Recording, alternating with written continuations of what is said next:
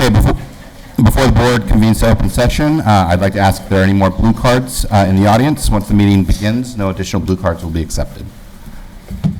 Okay. We will now convene to open session and report out from closed session. Relative to closed session items 3.3 and 3.4, there was no action taken by the board. Would the student members please lead us in the Pledge of Allegiance? I pledge allegiance to the flag of the United States of America and to the republic for which it stands, one nation, under God, indivisible, with liberty and justice for all. Okay, before we get going, we have a little token of appreciation for our former board president, Sharon. Sharon Core. Forgot about that. Wasn't ready last time, remember? Should I come over to you? Sure, or, absolutely. So this is Sharon Core, President, Board of Education, 2019. Wow. Thank you so much. Thank you very much. All right. Congratulations.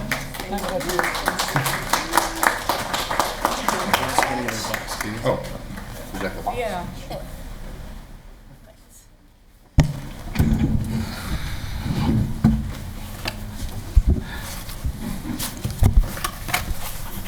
Thank you so much for your leadership through last year, and I learned a lot for sure. Thank you. Would the board like to say anything more? We're I good? think I said it all last time. Okay. Thank you. All right. Next is 5-2 roll call. May I have a roll call, please? Here. Here. Here. Here. Here? Here. May I have a motion and a second to approve tonight's agenda as presented? So move. I'm second. Discussion? None. Roll call, please. Aye. Aye. Aye. Aye. Aye. Okay, so on to item 6.1, which is recognition and presentation of the American Association of University Women. Will provide information to the board about the upcoming Mother-Daughter STEM Discovery Day, which they'll be hosting at Cesar Chavez on February 1st. Okay. You can just stand in the front right up here. Yep.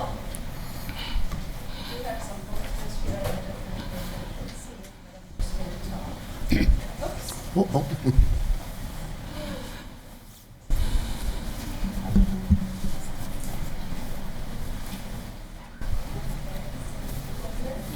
Yes, please. Good evening. You can pull them down. Yeah. Good evening. Can you hear me? Yes. Good evening.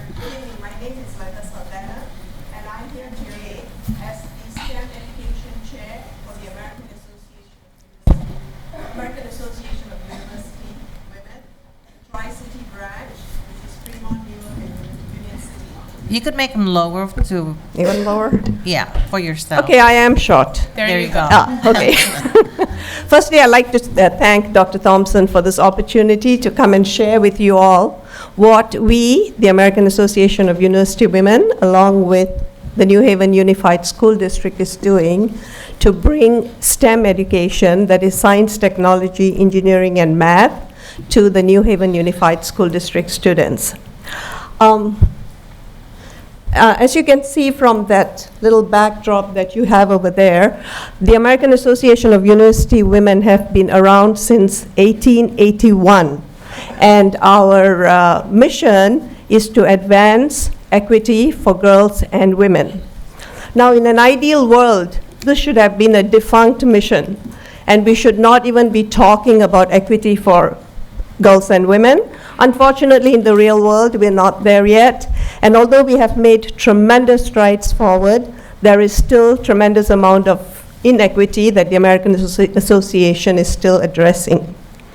The particular part of the American Association of University Women programs that I'm here to tell you about is our STEM education programs.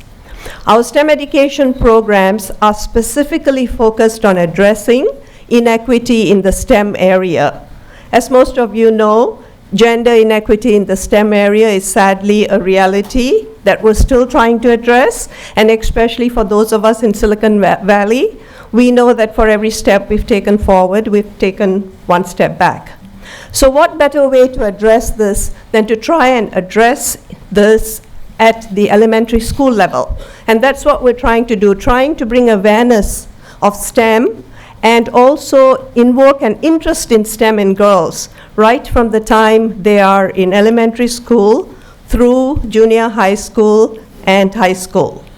So we have what is called the STEM Mother-Daughter STEM Discovery Day. Why mother-daughter? Mother-daughter because we believe that the girls should see their mothers as their first role models.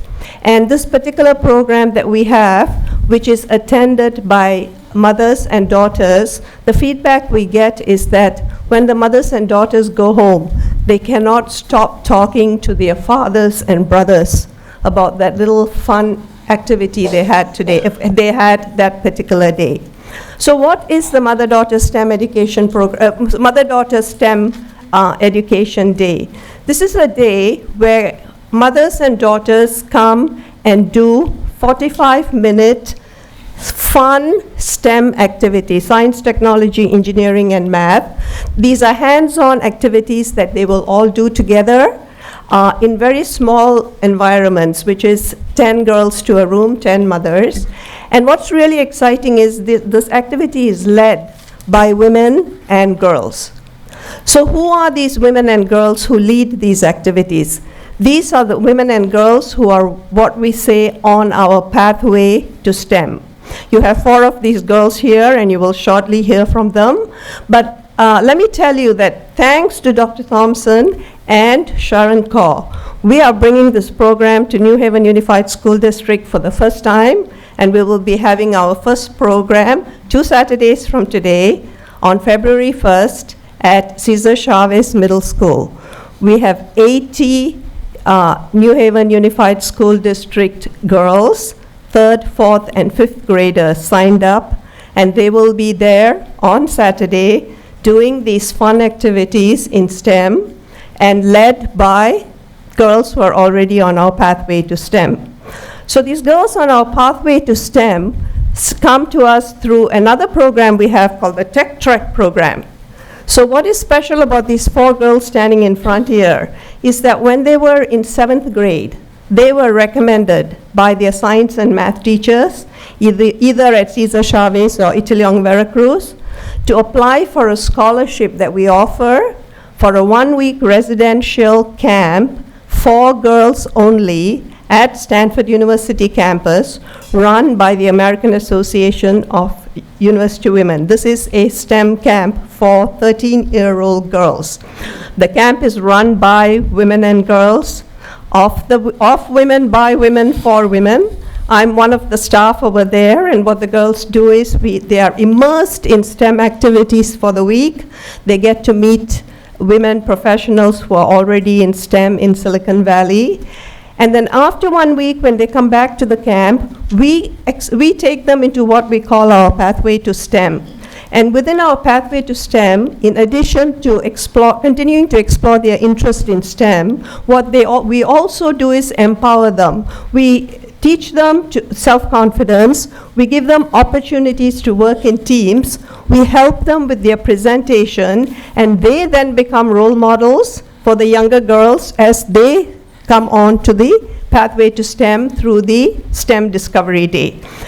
So now let's hear it from these girls. The first girl I'm going to introduce is Prabdeep Kaur. Come on.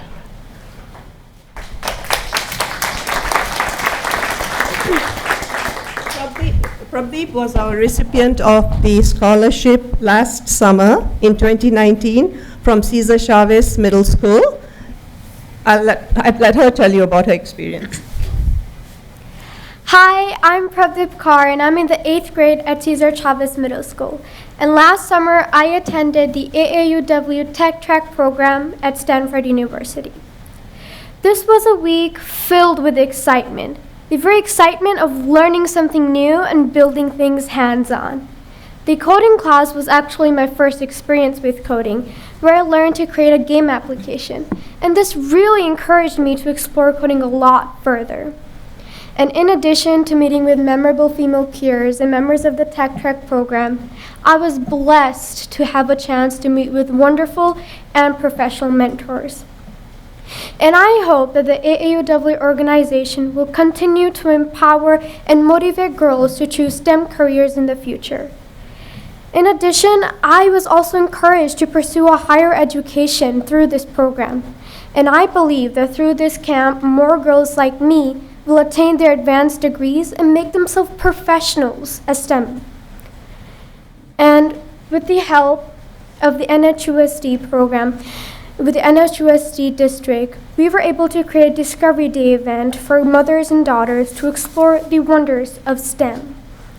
This activity will help girls aware of the STEM activities out there. And in the end, this camp is just the beginning of my pathway towards STEM, as it taught me to always keep asking questions to which we may not have answers. And now I am more comfortable and confident in stepping into the STEM fields. So one day, I hope that I can make myself, my family, the New Haven Unified School District, and the AAUW organization feel proud of sending girls to the Tech Track camp and giving us this opportunity to step onto a pathway towards STEM. Thank you very much.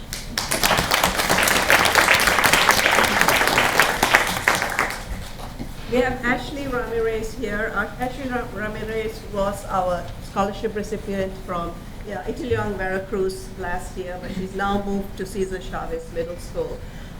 One of the things we do is that we ask the teachers to give us, when they give us recommendation, to ask, why are you recommending this particular girl? And what the teacher told us was about her width and depth, which you may not see today, but we are seeing on the pathway to STEM. Hi, my name is Ashley Ramirez, and I'm an 8th grader at Cesar Chavez Middle School. Camp Curie was such a wonderful experience. I got to surround myself with other young girls that also had a passion for STEM. Not only was this camp very fun, but it was also very memorable. It was a week packed with fun activities like astronomy night, building flashlights, building a model out of newspapers, and more. During the whole week, we were assigned one specific class that we would attend every morning. I was assigned cybersecurity, and there we learned things like what binary coding is, how to stay safe while using the internet, and definitions of words like IP, Internet Protocol, and DNS spoofing, meaning when they change the IP address to create a fake website. We also got to attend different presentations. One taught us about construction, specifically the different ways on how buildings are so sturdy. Another one was teaching us about how Pixar created their movies. This presentation was given by one of the Light editors herself, which was super cool. I even got an autograph. One of my favorite nights was when we got to make ice cream. It showed how teamwork is key, because to make ice cream, we had to toss a bag of ice and heavy cream to a partner. Without my partner, I would have been there all day tossing the freezing bag to myself. In the end, I had so much fun, and I made so many unforgettable memories. From the girls to the staff, everyone was super friendly, and I even stay in contact with some of them still. I definitely consider them my friends.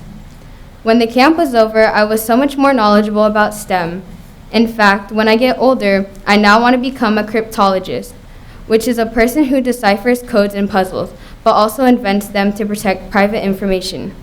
I am continuing on my pathway to STEM by helping out at a Discovery Day, where girls from 3rd to 5th grade show up at Cesar Chavez Middle School and are then presented with exciting STEM activities. I hope that the AAW and New Haven Unified School District continues to inspire young females just like me, and not just to be enlightened on STEM, but to also enlighten others as well. Thank you.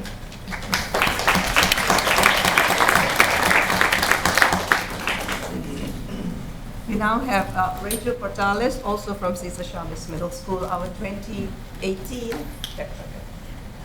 So hello, my name is Rachel Portales, or Rachel Zamora. I go to James Logan High School. I'm in 9th grade currently. Being in Tech Trek for a week without my mom was it's a very positive experience. I was able to learn how to interact more with other people. So it helped boost more of my social confidence, and it has opened a lot of possibilities for me. And even afterward, it has still been a huge benefit.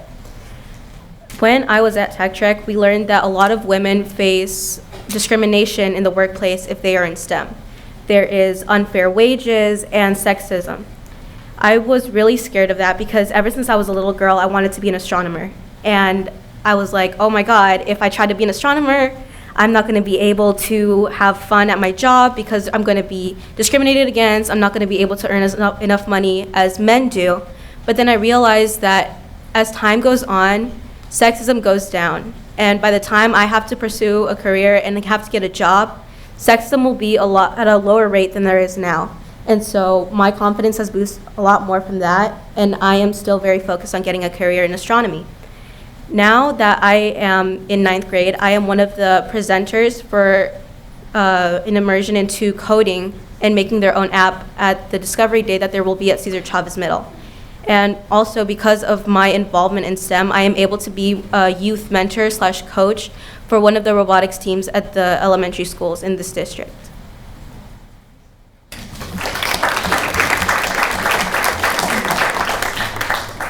And finally, we have Riley Harper, who was our first ever tech trekker from New Haven Unified School District in 2016 from Italian Veracruz Middle School. She actually epitomizes what we mean by pathway to STEM, but I'll let her tell you. Okay. Hi, I'm Riley. I go to Logan. I'm a junior. So I feel like I'm so lucky that I got to go to Tech Trek. It was a great camp.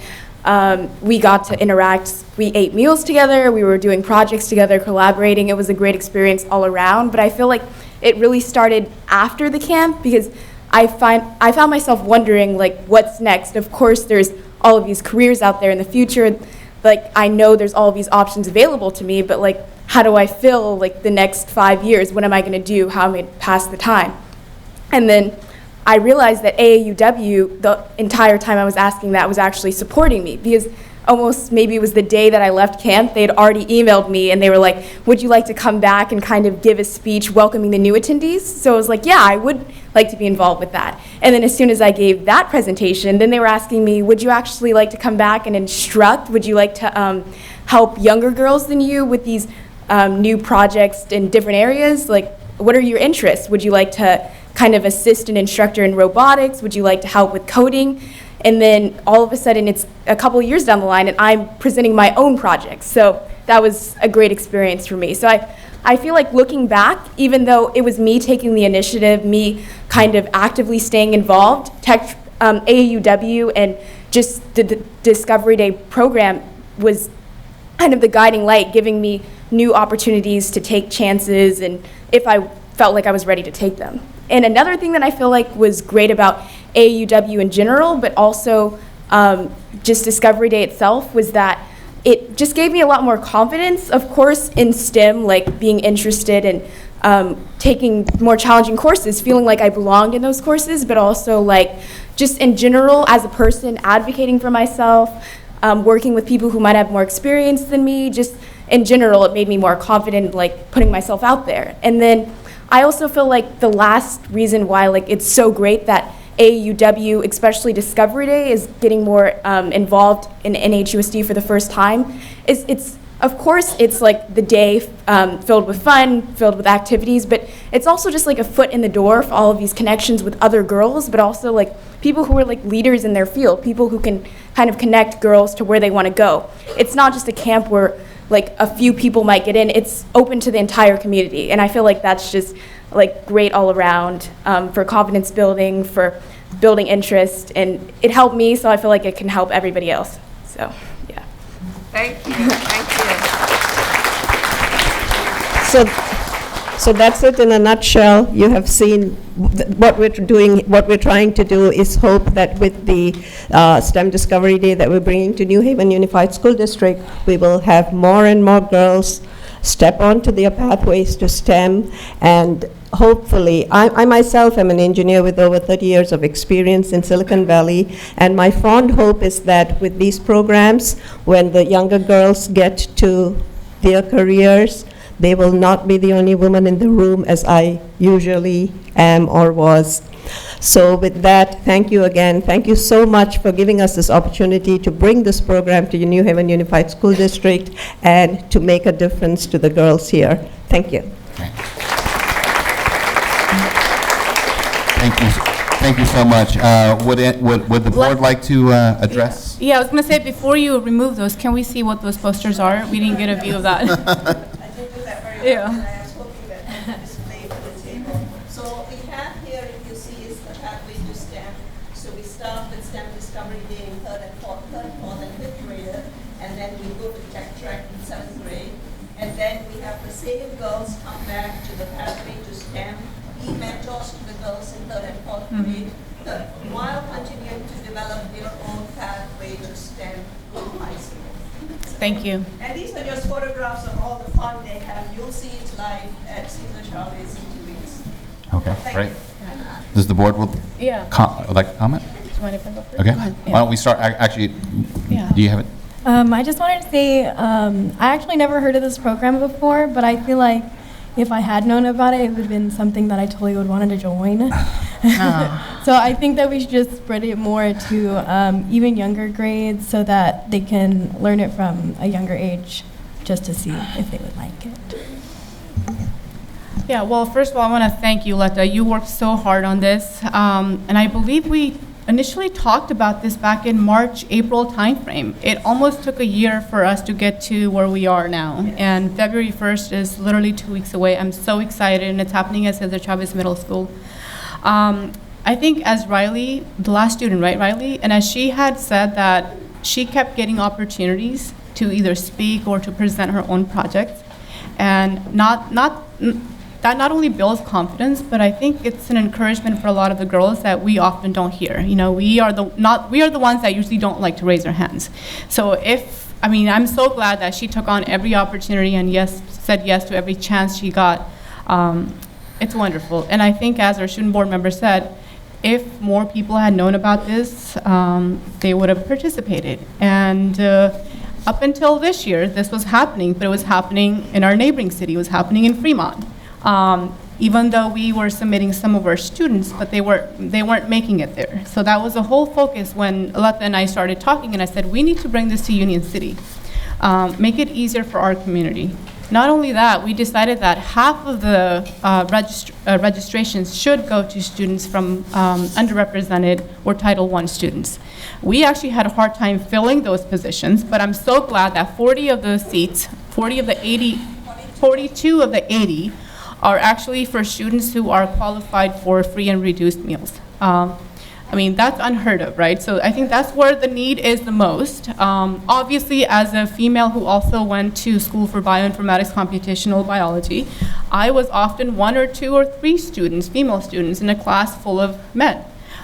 So yes, you are a little intimidated, but I feel, actually just last year, I got to visit Cesar Chavez Middle School's programming class, and I was happy to learn that more than 50% of the students were female. So that, again, just gives me a boost, right? I was so happy that we were able to bring this. And I think you said mother-daughter, and I believe that when we talked about this, aunt, grandmother are okay too, right? So it's not just limiting to... And as an exception, we are perfectly okay with the father coming to for any reason. Yeah, well, just overall, I want to thank you, and I want to thank John, and I know we talked a lot about this. We had to make it happen here, and I think the partnership was great, and I'm just happy. And I look forward to having this grow. Next year, we may want to go to 120 pair, right? So I'm excited, and I'm looking forward to a successful event on Saturday. I will be there. Thank you. Member Campbell? Yes, I would like to thank you for doing what you do, and it's great for all our young ones to have the opportunity to break the marble ceiling, more so than we have already. I do have 2 questions. Is this a one-time event here in New Haven, or do we do it more than once? Is it going to be... I'm hoping it'll be an annual event. and that's the goal. Doing this at Fremont for 15 years. So my hope is that this is the pilot program, and this is the first of many that we can continue to have. It's not a one-off. All right, and I have two other questions. The other question is there a program that you already have where the kids could actually have an opportunity to have something similar to the STEM camp, where they spend not just one day, but an ongoing opportunities throughout the year, so that there is continuation on whatever they're doing, without waiting until summer? So that's very interesting you bring that up, because we're just starting to talk about that in Fremont. Again, it's just something that we're brainstorming about. And so, yes, definitely that's something we're looking into too.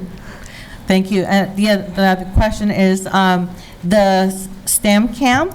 Is that I heard that there were scholarships, so that means it's fees based. So is there?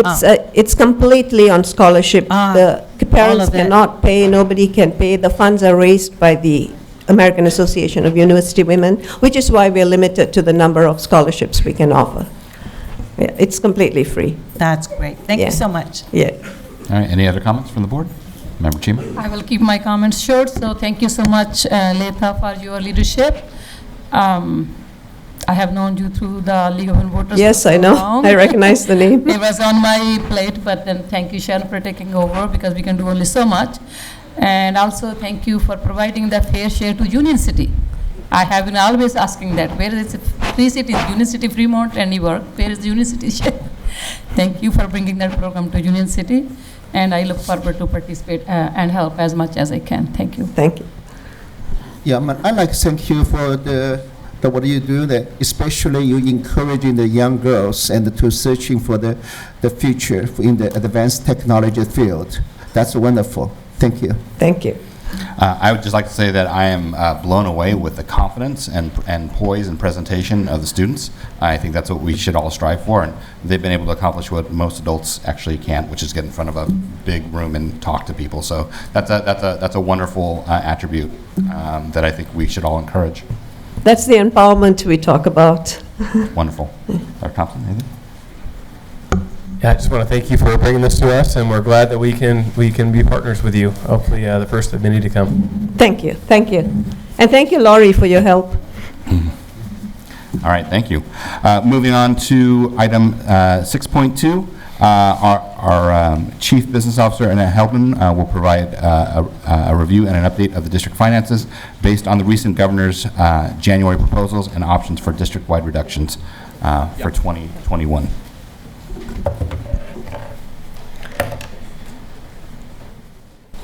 It's the right height. Good evening, Superintendent Thompson and members of the board.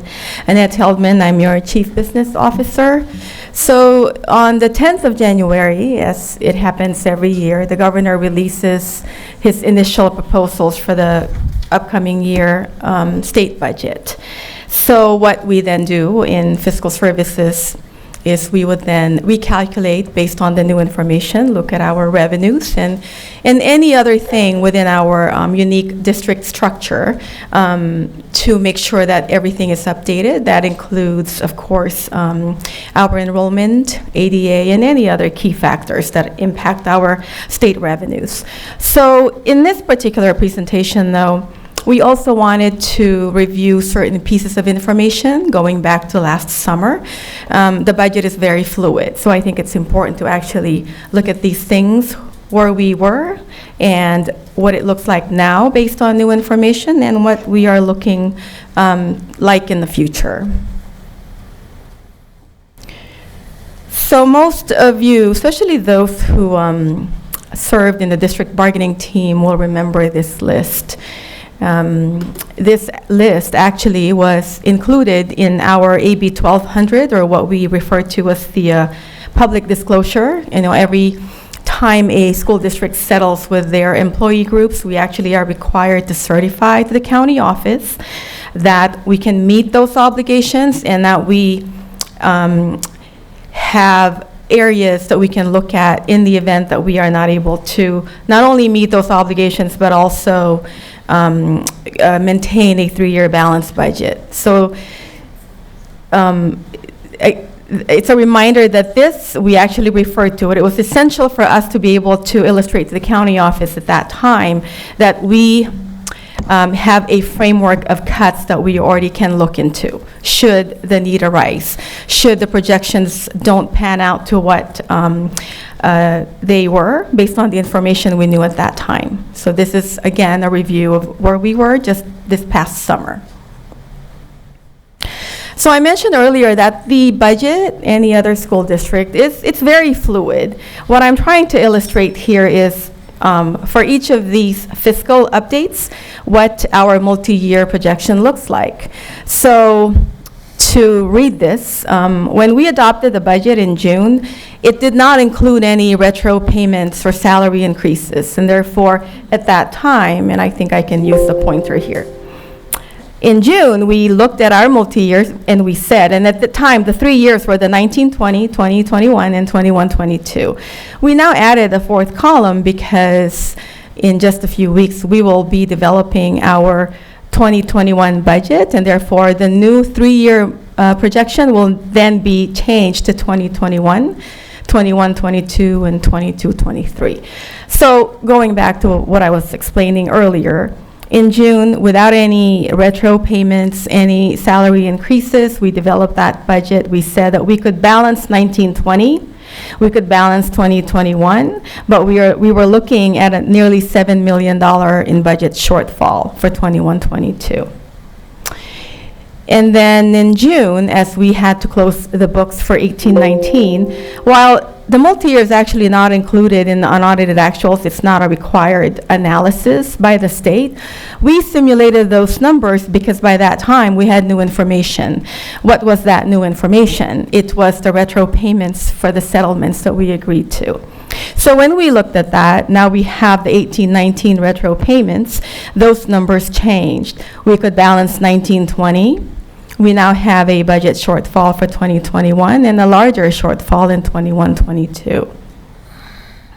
Moving forward, not too long ago, it was in December, we provided the required first interim report. And again, there's new information there.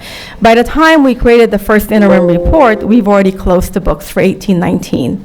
And the actual ending balance is now there. And therefore, as of that report, as you can see, what changed, we were looking at a balance year for 1920, balance year for 2021, and that budget shortfall in the third out year improved because of our close to the books and our year-end savings. So illustrating that the budget is very fluid, and we have to be always actively fine-tuning those projections based on updated information, whether from the state or internal factors within our district. So since then, again, we have new information. As I said, on the 10th, the governor released his initial proposals for 2021, and of course, plus 2 years. We always work with 3 years, multi-year budgeting process. So the governor's initial proposal, by the way, the January budget is what is the basis of our, what officially starts our budget development for the coming year.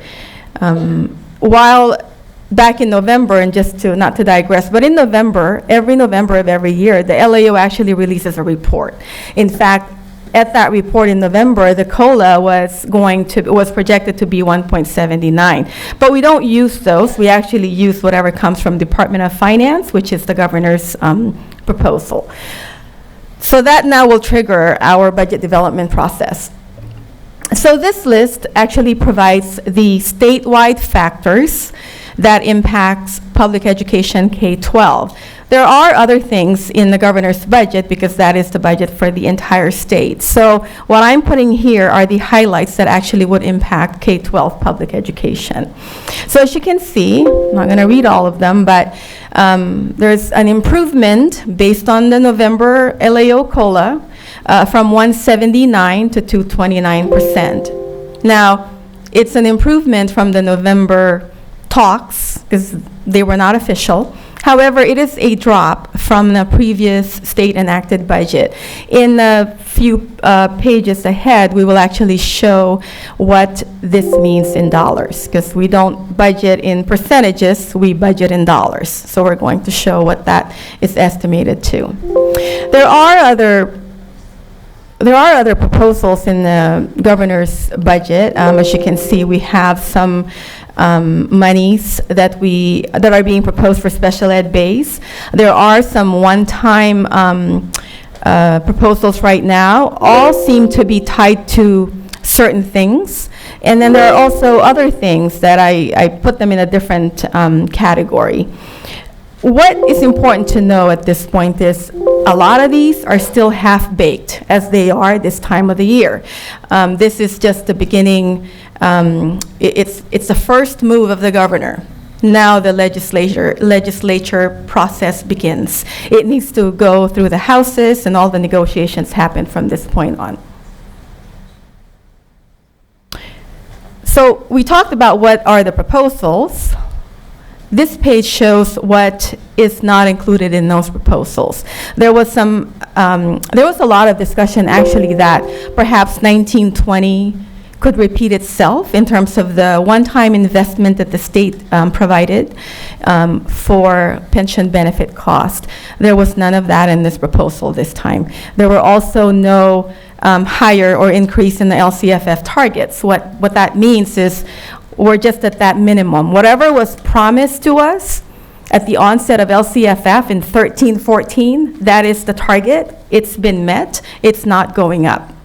The governor is staying true to that promise, but without any additional higher increases or higher targets for LCFF. So we talked about the factors for the state. Now we need to translate those into dollars and what they mean to our district. So I'm going to talk about the key factors that impact our revenue calculation. Of course, our enrollment plays a big role in that. Something happened this year, and it's good news. So we projected, well, before I go there, I want to remind folks that the actual drop from 1819 to 1920 was 351 students. So we're looking at our projection for the current year. The CalPADS report was certified just last month, and it looks like we are actually higher than what we projected. So in other words, we projected a loss of 300 students. We lost 256 instead of 300. It's still a loss, but it's an improved number compared to what we were working with. So because of that, we look at our methodology in projecting our enrollment. Now, this out-year projection is also improved because, with the improvement in the current year, those numbers, instead of an out-year projection year by year of 300, it's now 280. And again, this is the kind of data point that we look at and constantly review. And this is the, of course, unduplicated pupil percentage. Again, another key factor in our LCFF revenue calculation. The one thing common here is none of the numbers, none of the data point is reaching 55%, which means we don't get any concentration dollars. We get supplemental dollars, but no concentration dollars. This, by the way, as you may know, is based on a 3-year rolling average. Unlike ADA, this actually takes 3 years and averages it that way because it would be, you could toggle from one to the other if not for the 3-year rolling average, and it could be a direct, immediate impact to any agency, and that's why the state did it that way. So here's the COLA information. I mentioned earlier that we are lower than what was the state-approved budget, and that is 0.71%. So less than a percent drop. Now, what we're showing in this, I think I'm the one beeping, but I'm not sure. But let me know if I'm the one beeping. Sorry about that if it's bothering people. So you can see here what that dollar drop is. So if we stayed at the 3% originally projected, this is, these would be the dollar increases for ADA based on the grade spans. But with the 2.29% new information, it's a drop of an average $60 for ADA.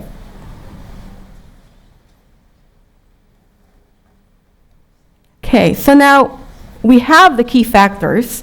We now put them in the big calculator in which we use to see what that looks like in terms of the entire LCFF revenue. As you can see, in 1920 we actually gained, and a lot of that is really based on the unduplicated pupil percentage, an update because of the CalPADS submission in December. And the drop in COLA, aggregately, once we put all the formulas together, it looks to be a $500,000 decrease when you compare the 3% and 2.29% and so on, because these will likely change. Well, even 2021 would likely change, and we wait for May revise on that. So we attended a presentation, and we actually looked at this, and we thought that it was very helpful information. It illustrates that we are shorted in terms of funding from the state. In order to stay afloat based on our normal cost of operation, we wanted to calculate what this looks like for New Haven. So the bigger chart on the left actually is for the average district in the state. So for an average district, what that means is they are funded at $231, meaning the additional cost to educate a child in 2021. But they actually need $231 plus $82. And that's, so we thought this was a very interesting chart, and therefore, what does it mean to us, given the fact that we have a steeper decline in terms of enrollment, and there are different factors that are maybe unique to us, including, of course, cost of step and column and pension benefits. So when we looked at this, and we did it for New Haven, as you can see on this side, it cost more to, I call it to keep afloat in terms of the cost of servicing or educating or keeping our doors open. So we need $440, and we are funded at $216. That's what that means in terms of translating that. Just again, to reiterate, we are shorted by $224 in terms of how much we need in ongoing cost per child. So what do, right? It's always a tug of war. We are very reliant on the state to give us funding, but it's not enough. Our local cost of operations, we just are not able to sustain it. So we're not very unique in this situation, but we do need to address fiscal sustainability. And what do? We look at the two sides of our equation, our expenses and our revenues. And therefore, a lot of the conversation that have been taking place within our district, with leadership, with cabinet, are areas in which to look for those things. And these are, in general, the type of topics and discussions that we've been having. A lot of these you've been hearing, especially if you've been attending, for those who've been following us in terms of our Budget and Finance Committee. These were the things that we've been developing and rolling out and putting into place. I wanted to give some examples of what these look like and the things that have already been rolled out. Plan for reducing our declining enrollment. We lost in just 1 year about $2.6 million based on that. In other words, it's money that we could have had if we didn't lose those students. So what are we doing? We are marketing the programs that we have. We are building programs that we know will attract students to build that enrollment. Developing local revenue sources. For those of you who have been following, the meetings, we did a recent survey of parcel taxes. Most school districts, or many school districts, will resort to that in order to raise local revenues. strategic use of district facilities. We're looking at everything. We're looking at our theater. We're looking at those types of investments. We're looking at employee housing. As you know, we are exploring the feasibility of that because it could address many different things, including an ongoing stream of revenue, if that should happen, if that's the direction that we could go. And of course, constantly looking, or what we refer to as right-sizing our operations, our district, including, as you know, we are currently in the middle of a FICMAT audit study of our food services operation. So we're looking for efficiencies. We're looking for areas to reduce. We're looking for areas to improve in order to gain those efficiencies and savings. So earlier I said that we've been having a lot of conversations in terms of how do we balance the out years. And of course, the immediate year that we will be developing and presenting to you for adoption will be 2021. So this is a result of all those conversations. Now these would be our options, our recommendations. What happens from tonight will be what we call a budget roadshow. We will be engaging the community, collecting input, feedback, if there's anything that should be on this list, or if there's anything that's on this list that shouldn't be on this list. Those are the kinds of feedback and engagement that we are looking to get. We have several community engagement meetings that are scheduled between February and I believe April to be able to gather to be able to engage our community in this process. And those are the two community-wide events. There are more, and I believe they will be published once finalized, yes. So one of the things that was developed as a result of the Budget and Finance Committee, a request was made in terms of, to engage the community to be able to provide guidance and information. Can we have a tool in which we can have a multi-year tool, a very simplified tool, so that interested parties in our community can actually go in there and provide options. Now, in light of that, we also would have to provide information. For example, we don't expect our community to know the cost of certain things, and therefore we are building a list for that as well. So this is supposed to be a link. It's not live yet, just to make sure. So for those of you at home who go to the presentation and click on that, it's not going to happen. We haven't launched it yet. We are finalizing it based on feedback and the list that we are developing. But for purpose of tonight, I can actually illustrate what it would look like. In fact, I can't show two screens. He has it.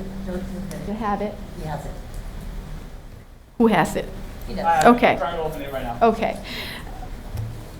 For those of you, there's actually a page to illustrate, to demo this. There's actually a page on the slide that I would like to use those numbers.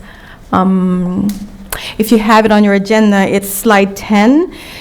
It's the LCFF revenue changes based on the governor's new proposals for COLA.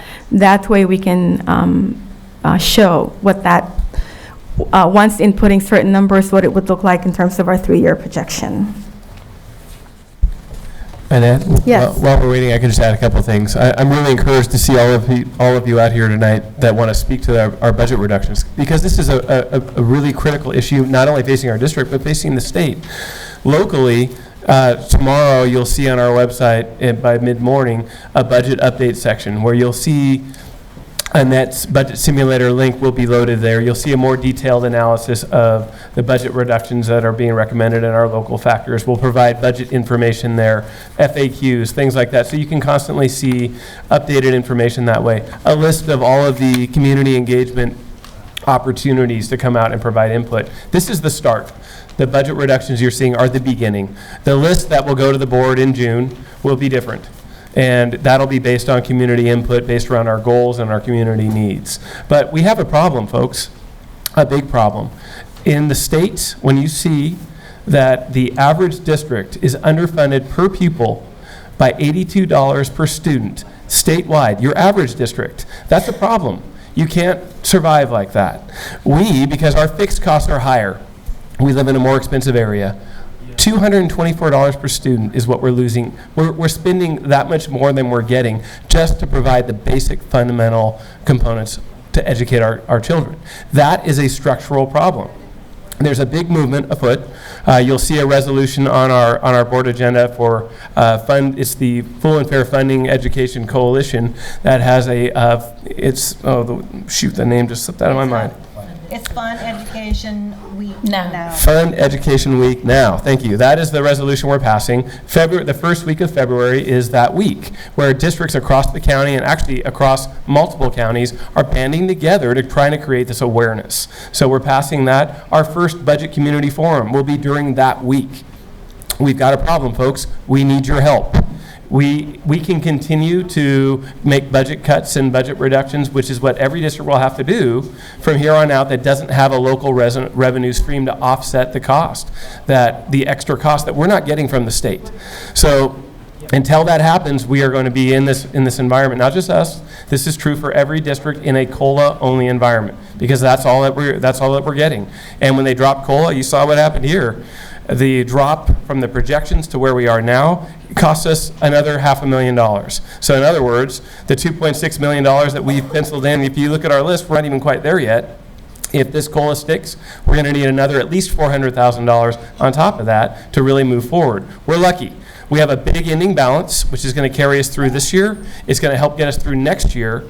And really the problem is in that third out year. But if we don't start making reductions next year, we won't be able to make them all in the year where they hit us. So I'm so happy you're here because this is not just our issue. This is a bigger issue.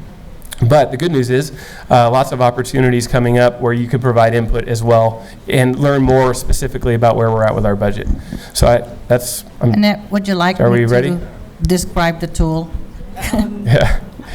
Could you please, since I don't know, but I'll try. it doesn't seem to, there's one more solution, but you can in the meantime if you'd like to. Okay, so Ms. Jima and I attended the budget committee and Ms. Heldman presented the tool to us. What the tool does is a simulation it's an Excel simulation of if you have a certain budget and you have all these categories where you would like to spend that money, they're linked with the amount. For, let's say you want to keep a certain program, that certain program will be linked to an amount that it would cost to keep that program. So if that's one of the things you choose on, it automatically subtracts it from the sum of the available money and it shows you what's left, the difference if you choose what is left. So at the end of the day, I think it would encourage us to prioritize where we want to put our funds first and show how much money is left. When we were doing the simulation, because we want everything under the sun, the money went out really fast on that simulation. So I'm encouraged that the community will be able to see and plug in the things they want over the other things that they want later, so that they could see how we could make recommendations on where that money should be spent. So I think it's a good way of having an input on how that money should be used. It'll be up and running on our website prior to the first big community forum on February 5th. So it's not a budget generator, but it's a simulator to give you just some ideas, like Trustee Canlis said. Okay. Can't make it work. My apologies. It was working this afternoon when they tested it. But part of the budget site visits, and like I say, we are calling it the budget roadshows. That's one of the things that we can provide. As explained, it's intended to provide. It's a tool. It's not necessarily a budget building tool, but it's a tool to be able to show the community how it works in terms of our budgeting prioritization process. Education, you go through cycles, and every single time when you make budget reductions, they affect programs, they affect services, and they affect people.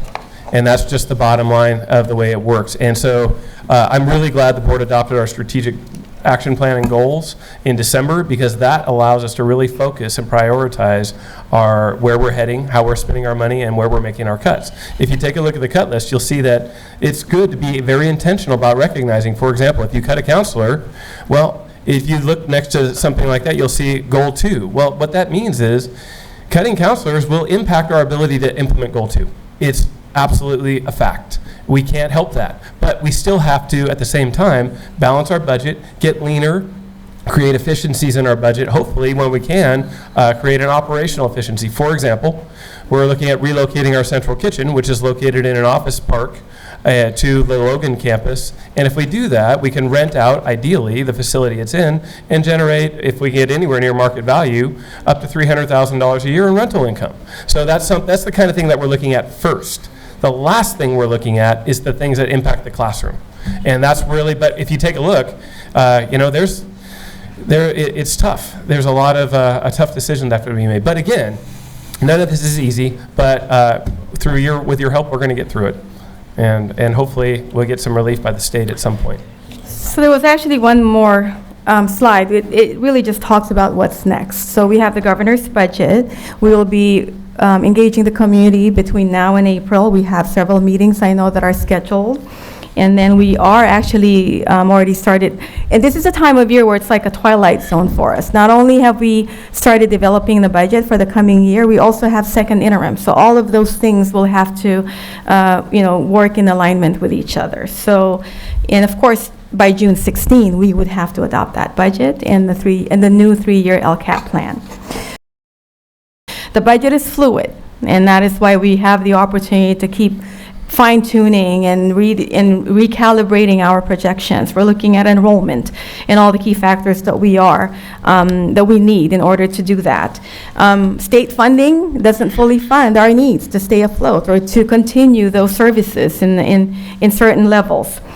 We need to right-size our district. There are always two sides to that equation. It's not always about the revenue, and it's not always about the expenses. So both sides, enhancing revenues, as we showed there, and right-sizing, reducing, and finding efficiencies, finding savings. And the last thing is this budget will change. It will change again. Thank you so much. And I think that concludes my presentation. Comments, questions from the board? Yeah, actually I had a few, but I think you addressed many of them. Sorry? I think students, they were about to say something. Oh, yes, go ahead, please.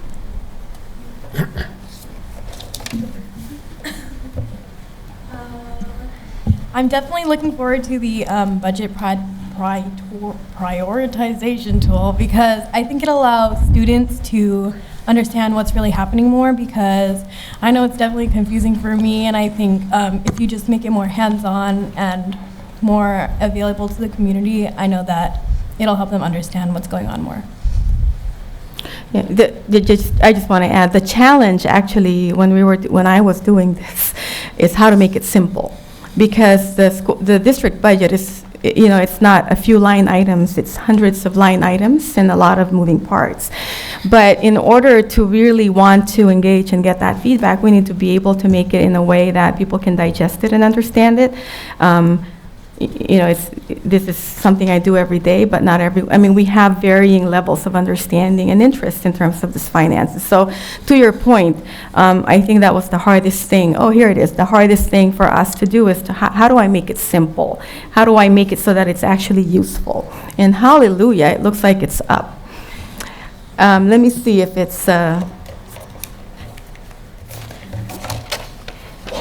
since I don't want to jinx it again, or jinx it.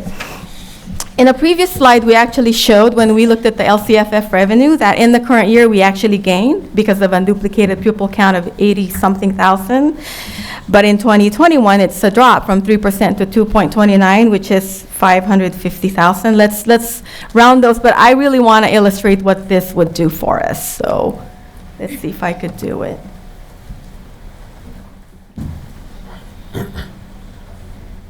I don't.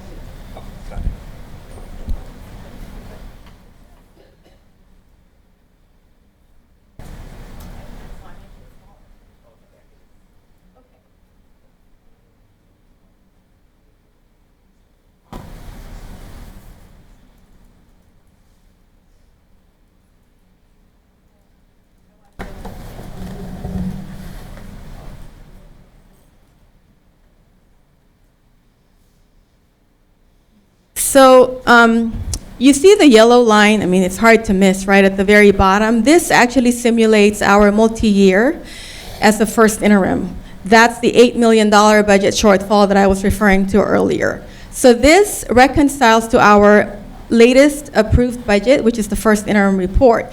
Now we have new information based on the governor, so in order to illustrate this, I will use the orange section, which really is the only section that we can enter information. So we're going to skip the goals. So if we just say,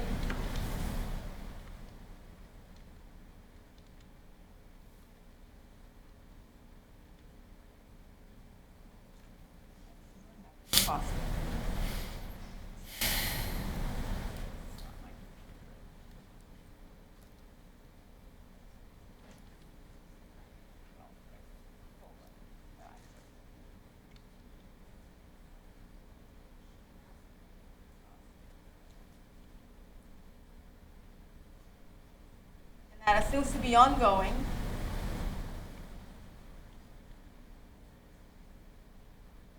We also gained in the current year, right? It's an improvement in our LCFF.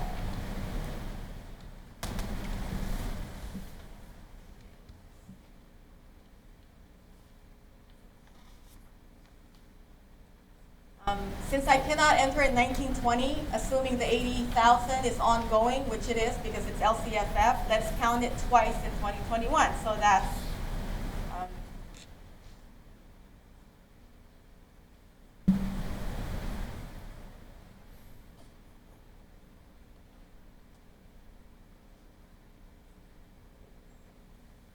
so essentially, once we provide the list that we are building right now, those are the things that can be entered in the orange section to show how it impacts the 3-year multi-projection.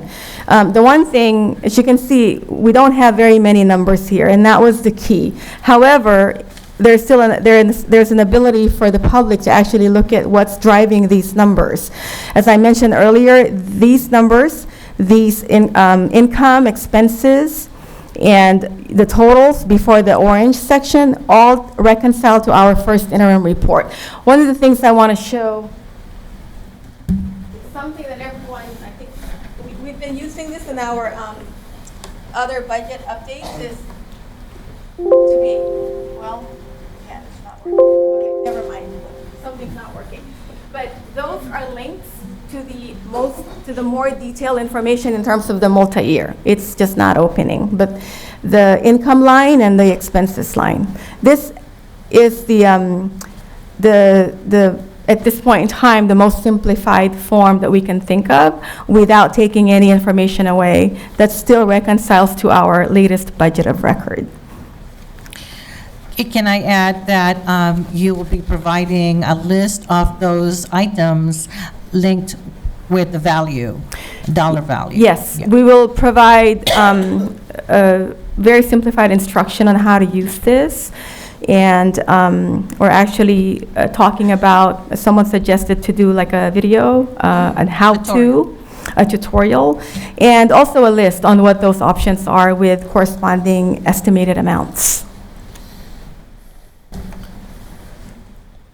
Okay, any other comments from members of the board? No, I was just going to say the same thing, that the tool should be very beneficial to help us have a better understanding on what's been going on, especially since it's hard for some of us to understand. Yeah, I think a lot of my questions were answered, but I just do have just a couple that I would love for you to address. You mentioned a budget roadshow, which begins in February until, I believe, March, May? April. I think the beginning of April we have them, yeah. So what I want to understand is, how are we engaging these stakeholders? How are we inviting them to the roadshow or the meetings that we're going to hold? And who's going to be facilitating that session?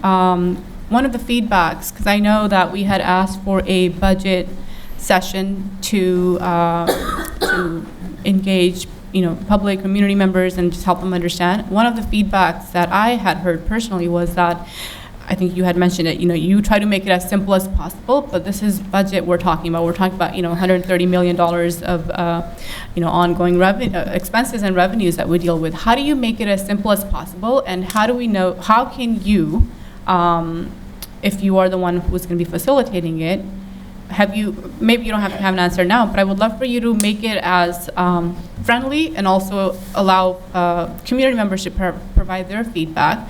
But the ultimate goal should be that they go home knowing that the things that are being addressed are the ones that they feel comfortable with, because they understand how we drove to that conclusion.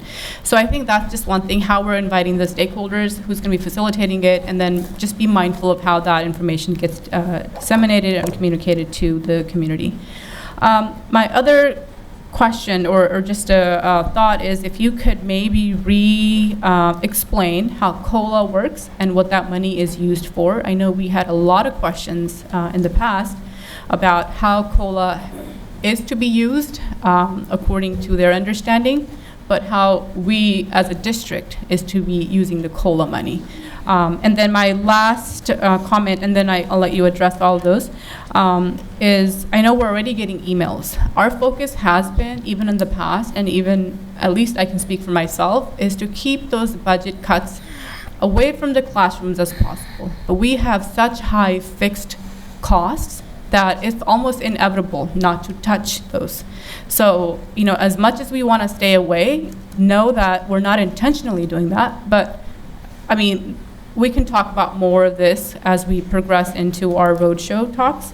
But I just wanted to, just bring those up for you to comment on, or if you have anything else to add on to those. Thank you.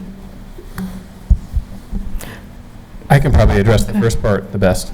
So the intention of the budget roadshow will be to engage. We'll have 2 large meetings, one on each side of town, and at different times, one in February, one in late March.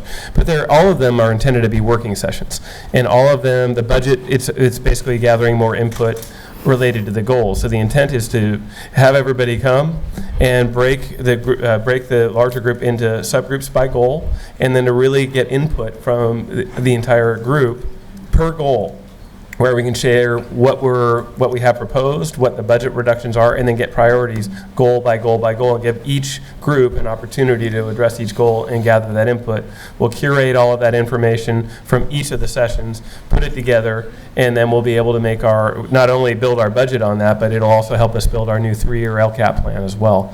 So they're really intended to be interactive sessions where you're sitting down gathering input at each group. We'll have translator at the big meetings. We'll have translation and child care services available, and hopefully get some real good input. It's not going to be stand up in front of the microphone and listen to people talk for an hour. It's going to be working and building the budget around the goals. That's that part. In terms of you asked a question in terms of the COLA and how it's used. One of the things that we're actually in the middle of developing right now, to be in front of that, because we know we will get those questions, is actually I don't want to call it FAQs, but that's what they are, is to be able to provide that type of information. And we will be sharing that in our community. Maybe, John, the budget central or the budget webpage. I think the important number, if you can just scroll back to your slide, the 224, it's important to remember that's when we get the money for our COLA, that goes into the base equation we use to build our budget. When it all shakes out, we're $224 per student underfunded. It's going to cost us $224 more than we get, including COLA and all of that. And declining enrollment's a factor in that. But declining enrollment's only a problem if you don't make adjustments. What we're talking about is a more fundamental problem, a state problem where we're just underfunded structurally by the state. Gavin Newsom did it. You'll hear it. You'll hear him say, hey, more money's going to education. It's true. Absolutely, thankfully. But it's still not enough to keep up with our fixed costs. And that's the bottom line. So. All right. Anything else from the board on this item? Okay. Moving on to item 7.1. 7.1 is the required quarterly reports regarding complaints. I see that there were no complaints filed for quarter 2, so we can move on. Okay, item 7.2, items from the board. We'll start with our student board members. Okay, hello. For James Logan, our leadership, we're working on a consent week, and I think it's going to be next week. And we're in the works, and we're going to be addressing sexual assault. And so basically, we're going to have public speakers, and then we're going to have added extra curriculum. And so far, there's like mixed reviews, but I'm looking forward to it. And next Friday, in the Little Theater, we're going to have a talent show, and so anyone can come. That's it, yeah. Okay. Sorry, my voice is a little raspy, sick. But for Dakota and Penn Studies in Conley, the staff wanted me to share the benefits I've had with alternative education, and the benefits I've had with alternative education is I've been able to focus more, and my learning skills, they've grown so much compared to my freshman year. And it's easier to be in a smaller and a more personal environment, such as Dakota and Penn Studies in Conley, and it's taken me on a path where I can achieve my educational goal, which is to graduate, obviously, but that's all I have for today. Okay, I'll start off with, New Year, but I feel like we haven't been able to catch a break in a lot of the incidents that are occurring in our community, starting with the Searles Elementary. We had another incident that had occurred, and obviously the most recent one, which is absolutely intolerable. It should never happen. And because it's open investigation with UCPD, we're looking forward to receiving more information. But it's something that no bullying. It should never have happened, but it happened, and I know our staff is diligently looking into ways of improving our campus security for not only our students but also the community. So it was just a sad note to start the new year.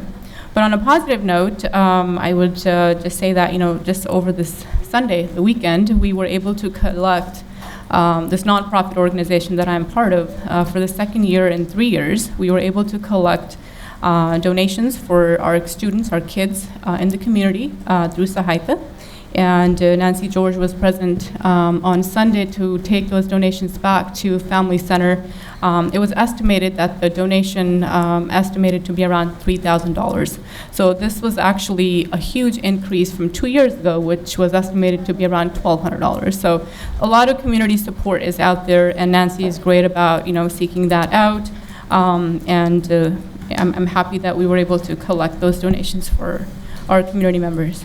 I know there was a news article that I know had been circulating, and it was also shared in a very timely fashion on our Twitter and our social media platforms about the Ivy League schools that many of our students are attending.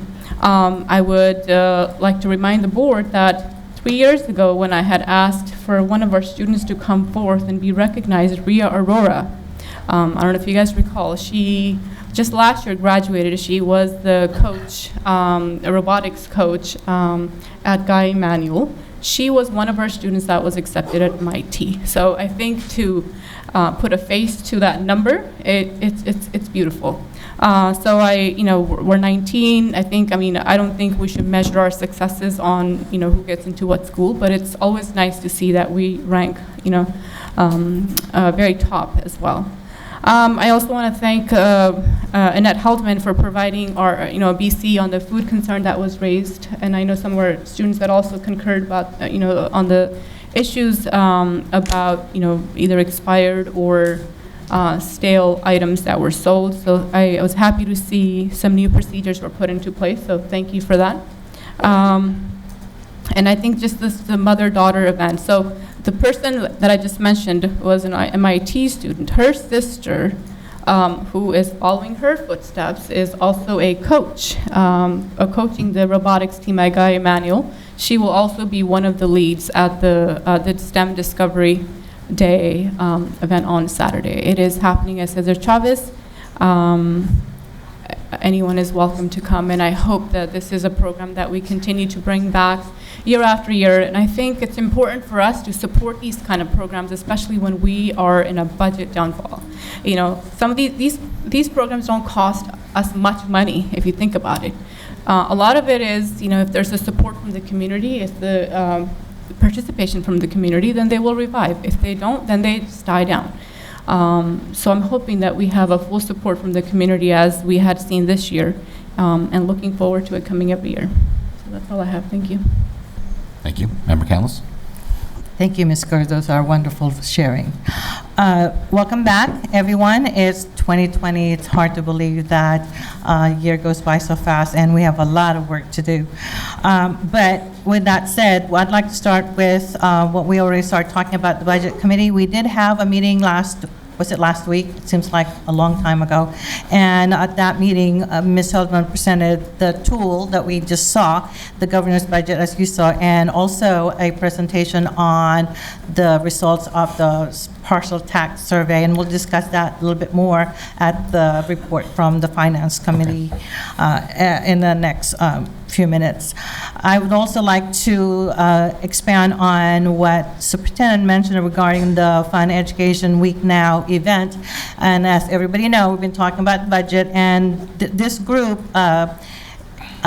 this coalition is trying to find solution for this huge problem. I'm part of the coalition along with Mr. Angelis and our superintendent and CSEA, SEIU parents and student representatives.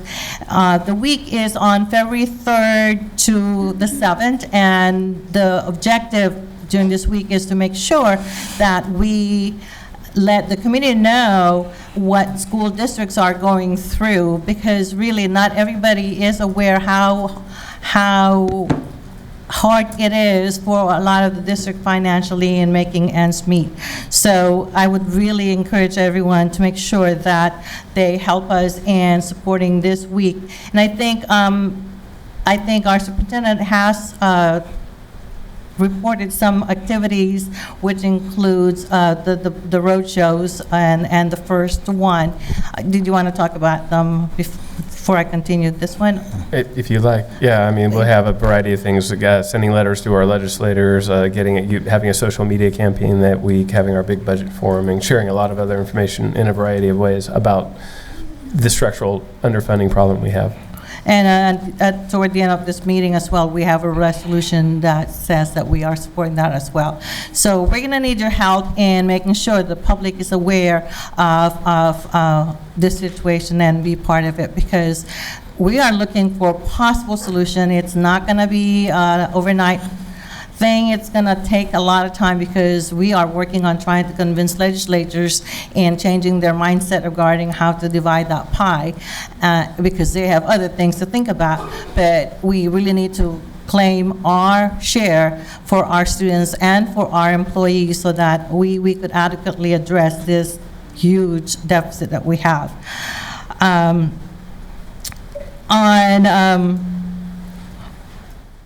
On March 5th, there's a tentative possible AXPA meeting, Alameda County School Board Association meeting, where there will be a panel discussions between the K-12 superintendents and school boards and the community colleges, because the state mandates it, but we're not quite there yet as districts or county, where we are actually articulating what we need to do in K-12 to the community college and vice versa. So we highly recommend our representatives, including our board president, to be part of this meeting on that day, because it's really something that we need to do. Let's see. We talked about budget, the budget tools. If it's the will of the board, when we recommend something for a study session, we'd also like to recommend that we revisit the board policy 9100 regarding reorganization, so that we could once and for all make that clear without doing all the changes in the middle of the show. Yeah, we're creating a list for the governance session of topics to cover. Okay. Yeah. Thank you so much. That would be it. Member Chima. Thank you again. Welcome to the new year. I was also disturbed with the two bad news. With the one in Thanksgiving, actually my sister from Toronto, she called me and she saw in the news in Toronto that what happened in Union City, 2 boys, they were killed and other stuff. So very disturbing.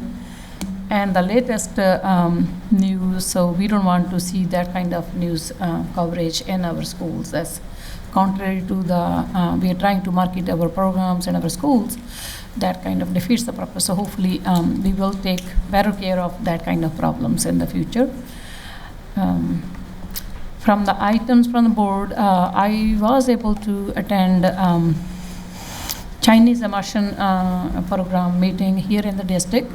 And that's a very good news. There was a lot of interest. Parents, they came, and looks like we are moving forward with, and hopefully that will bring new students to our school district. Right now, as we see the California, because this is also a census year, 2020 is also a US Census year, and there are some perceptions or assumptions that California as a whole might lose one congressional seat because of the people they're moving out. And students, the declining enrollment is not unique to us, it's California-wide. And all districts, they are fighting for the students, and they will be fighting for the students. So we need to market and advocate for our students. So this is one of the programs for Chinese immersion program, to bring or retain at least our students here. That being said, I don't see the need of the school facilities in the near future. So I am asking my fellow board members, and I want to make that point noted, I am asking to consider my fellow board members that the money we have reserved for the facilities somewhere in the some part in our budget, and we should find out what it will take to release some of that money, seeing in the budget hole we are seeing right now.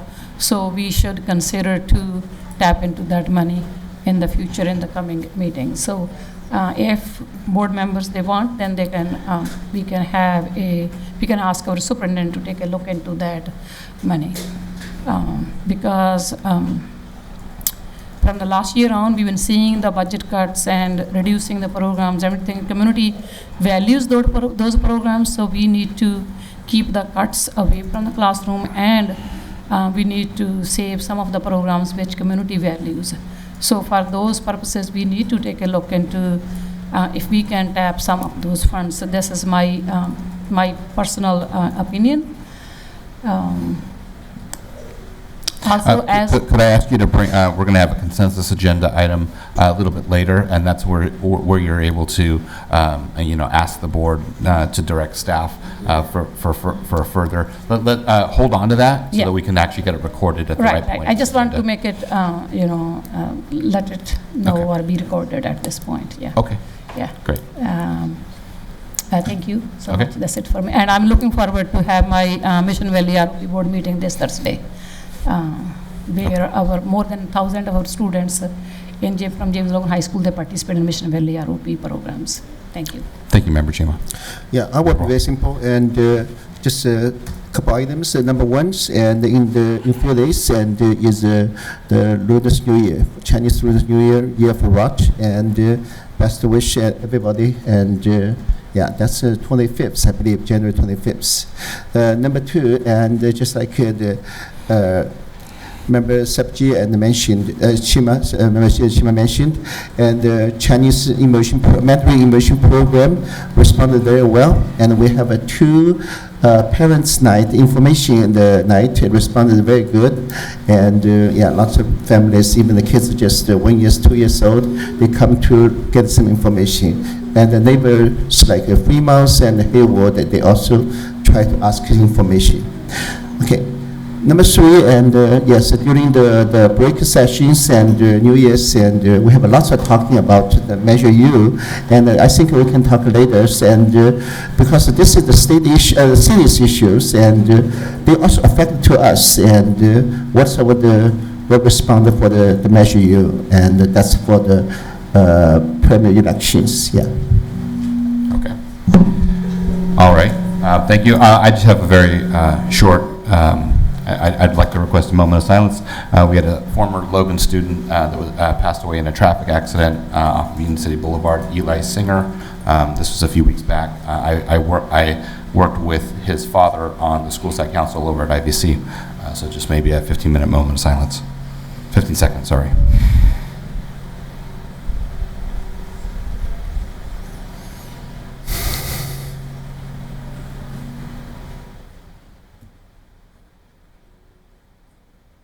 Okay, thank you. That's all I had. Okay, a couple bits of good news. Shout out to the Logan forensics team. I don't know if anybody's ever watched that. No, I'm assuming most of you know what we have at Logan, but we have the forensics speech and debate group over there is absolutely phenomenal. They host a tournament every year on Martin Luther King weekend, and I had the privilege of being there Saturday to watch it in action, and my socks were blown off. It is amazing what those kids do. I know the focus of our team during that tournament is to just run a quality tournament, and they sacrifice some of their the competitive side of it to do that. But even so, we had students placing at the very top of that tournament. It was amazing, amazing, amazing. Shout out to everybody involved with that, the staff and students. One of the top programs in the country. Not only do we send more kids to Ivy League schools, and what's that high school up the road a little bit? Is the Catholic one up there? But we also have one of the top speech and debate teams in the country, which is fantastic. So Logan students, more good news for you. This came from Trustee Nishihara about how can we do something about the facilities at Logan to give students more say.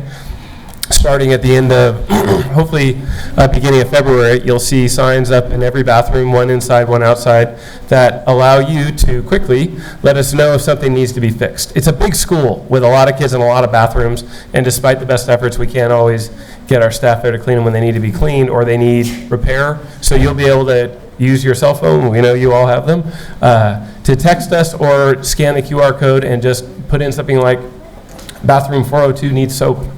And then that'll go directly to somebody who will immediately get on the radio and get somebody over there. So that's coming soon. Thank Hello? you. Thank you. Yeah, thanks, great idea. Great. That's it for me. Okay, great. Okay, now we're going to be moving on to item 8.1, which is the readout for the Budget and Finance Committee. Member Canlis, Member Chima. Right. We started sharing this with you already. Annette Eldman did a presentation on the budget tool that the committee could use to simulate what and prioritize what they want to see happening and how that money could be used and see how it works. And I think that's a great instrument to involve people and see how hard it is to make decisions when you want so much. Well, I know I want so much for our students but can't afford it. So it forces us to prioritize. And it's also we also had a presentation on, of course, the governor's budget, how some of them are directly impacting us and the other ones are general things such as special ed, which are really not helping our deficit because we already have those built in. The other one is, the one that I'm looking forward to is the presentation on the results of the parcel tax survey. And our recommendation from the committee is that we hold a board study session to discuss and look at side by side the difference between bonds and parcel tax and see which one would generate the most or the more funds, immediate funds for our needs right now. They both have their plus and minuses, but I think we could discuss at this board session the immediacy of the needs this next 3 years, although personally, I think I'd like to see something generating over and over later on, but it's a discussion that we need to hold. And I'll share the other one at the other part of the. Okay. Can I just add to that real quickly?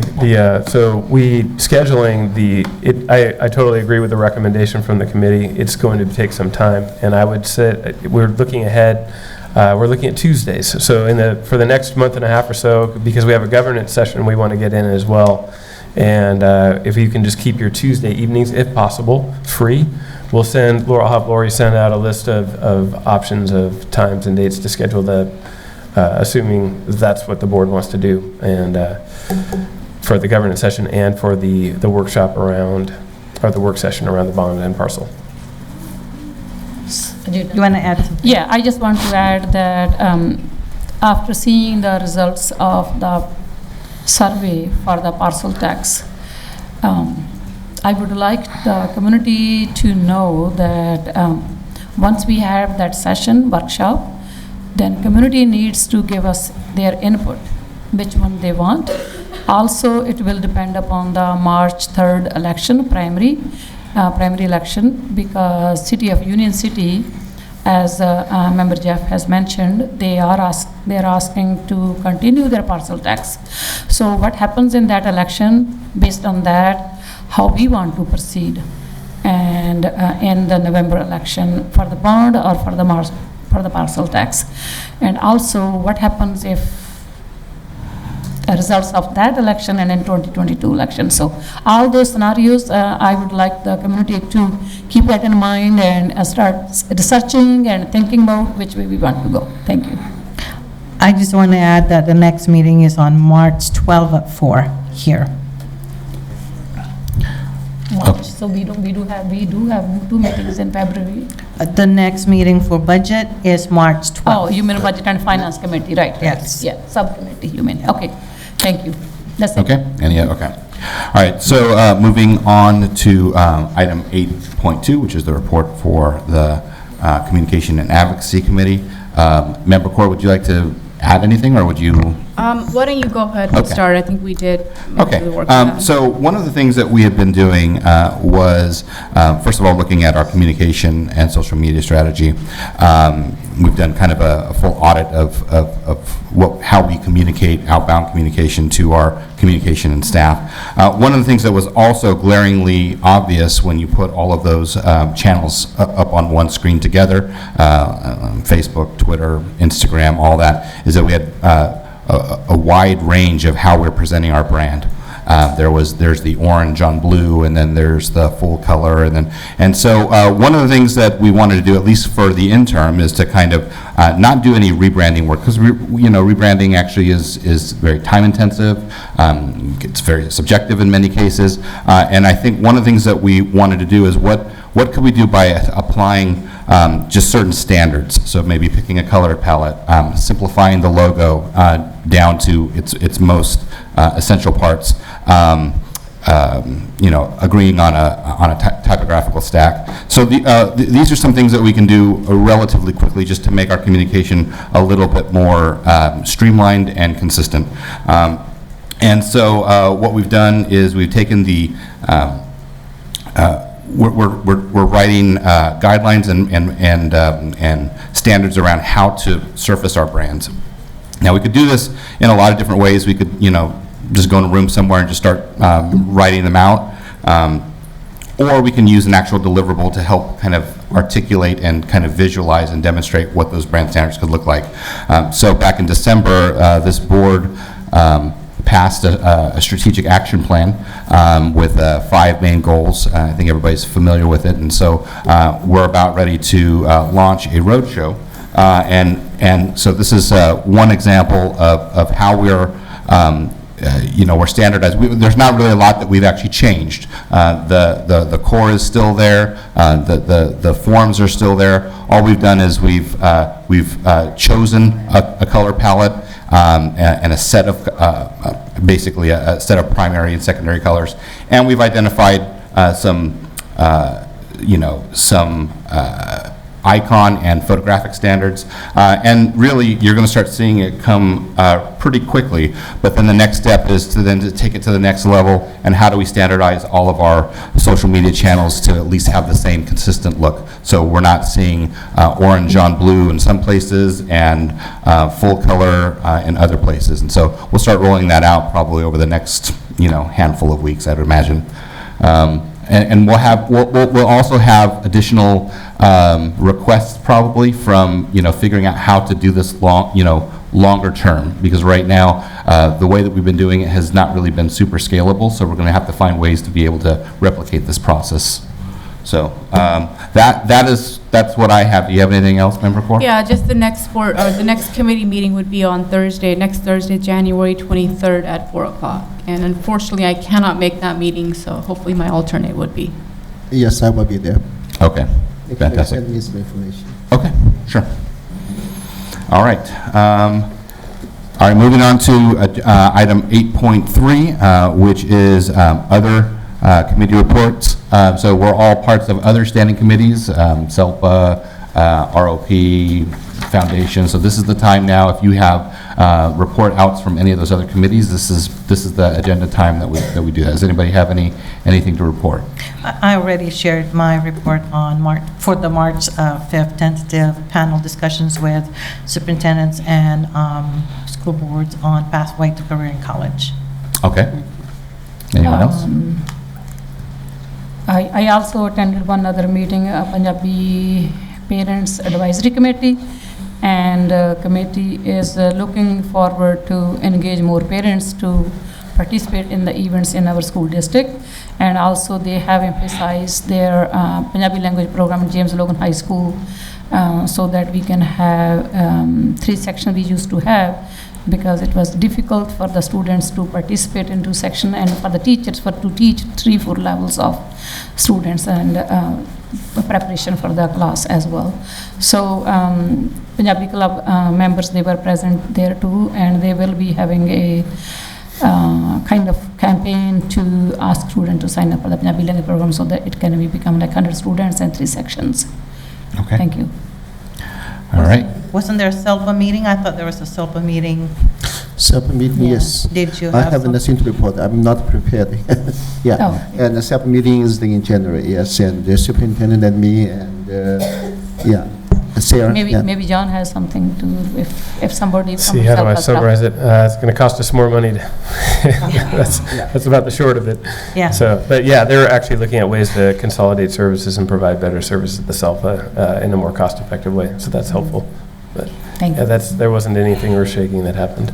Well, they probably reported, I didn't attend it, but I'm Yeah. assuming based on the report on the governor's budget on some funds for special ed, they probably included some of that in there, but it's a drop in the Yeah. market, and it's hardly any. And they don't even know what it actually means Amount, yet, so yeah. it's hard to even know. Yeah. One important information from the Mission Valley ROP, we are in the process of hiring a new CBO. So it's still ongoing. Maybe next meeting we will have. So we have some extra meetings pertaining to that. Okay. That's it. Great. All right. Moving on to agenda item 9.1, which is public comment, hearing of visitors on topics not on the agenda. How many speakers do we have? All right, let's see if we've got quite a few of them. Let's see if I can get this right. So they're all on the agenda, yes. Okay, so then nothing not on the agenda. Right. Okay, then in that case, we're going to move to 10.1, which are public comment hearing of visitors on topics on the agenda. How many do we have? We have, what, did you count 13? 1, 2. Okay. 10, 11, 12, 13, and 10 of them are on the budget reduction related to the governor's budget presentation, and then 3 are related to the trustee area map. Okay. Why don't we do 2 minutes? 2 minutes each? Okay. Okay, first we'll do testing John's tech skills over there. We'll do the governor's budget one first, since we've already covered that. And the first person is Serena I'm sorry, I don't have my glasses. Surani.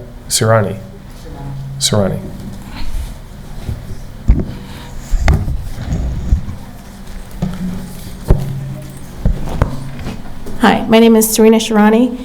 I'm a parent of a child at Kitayama Elementary, and I'm also an educator at Fremont Unified School District for 15 years. I'm always confused about, it's good to hear that that you want community input about the budget cuts, and this tool will be interesting to see how it's working. But also, what's always been confusing to me is that there's always been, when districts make these budget projections, and then at the end of the year, they always have this overage. So I thought that last year, even with the strike and everything, that there was a 2.6 million, excess. And so where does that money go? And so I would like more transparency to see where that money is going. Because it seems like every year, districts always have, and they put it all in these reserves also. What are you doing with all these reserves? And so I would like more transparency in where that money is actually going and what the reserves are used. I know that also that the state also has a recommendation of a percentage of how much reserves you should have, and it always seems like districts go beyond that recommendation. Okay, so I guess that's about it. All right, and I've seen how class size increases have always affected kids' learning, especially in the very young ages, and it's something that ripples through to the other grades because the teachers, those students at those ages need more time with the teacher. And if you have increased the classes, then they get less that time, and then they have more holes in their education. Thank you. Thank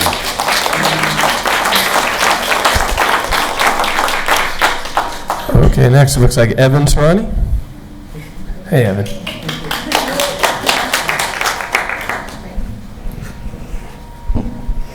Hi, I'm Evan Shirani, and I just want to say that this one's going to be short. I just don't want classes to be increased because of the budget, because I think it's probably going to be harder for the teachers to handle, because they're going to have, it's going to be harder for them to teach and also to help the kids have good behavior at the same time. So I just want that to end, probably. I don't know. I just want that to not happen as much as it's happening right now, because I bet it's affecting quite a few teachers, a lot. So that's pretty much it. That's all that I want to say. That I don't think I want I don't want classes to be increased from the budget. Thank you.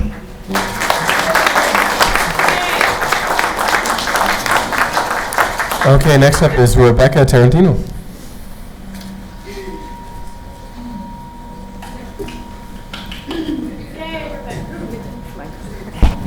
Okay.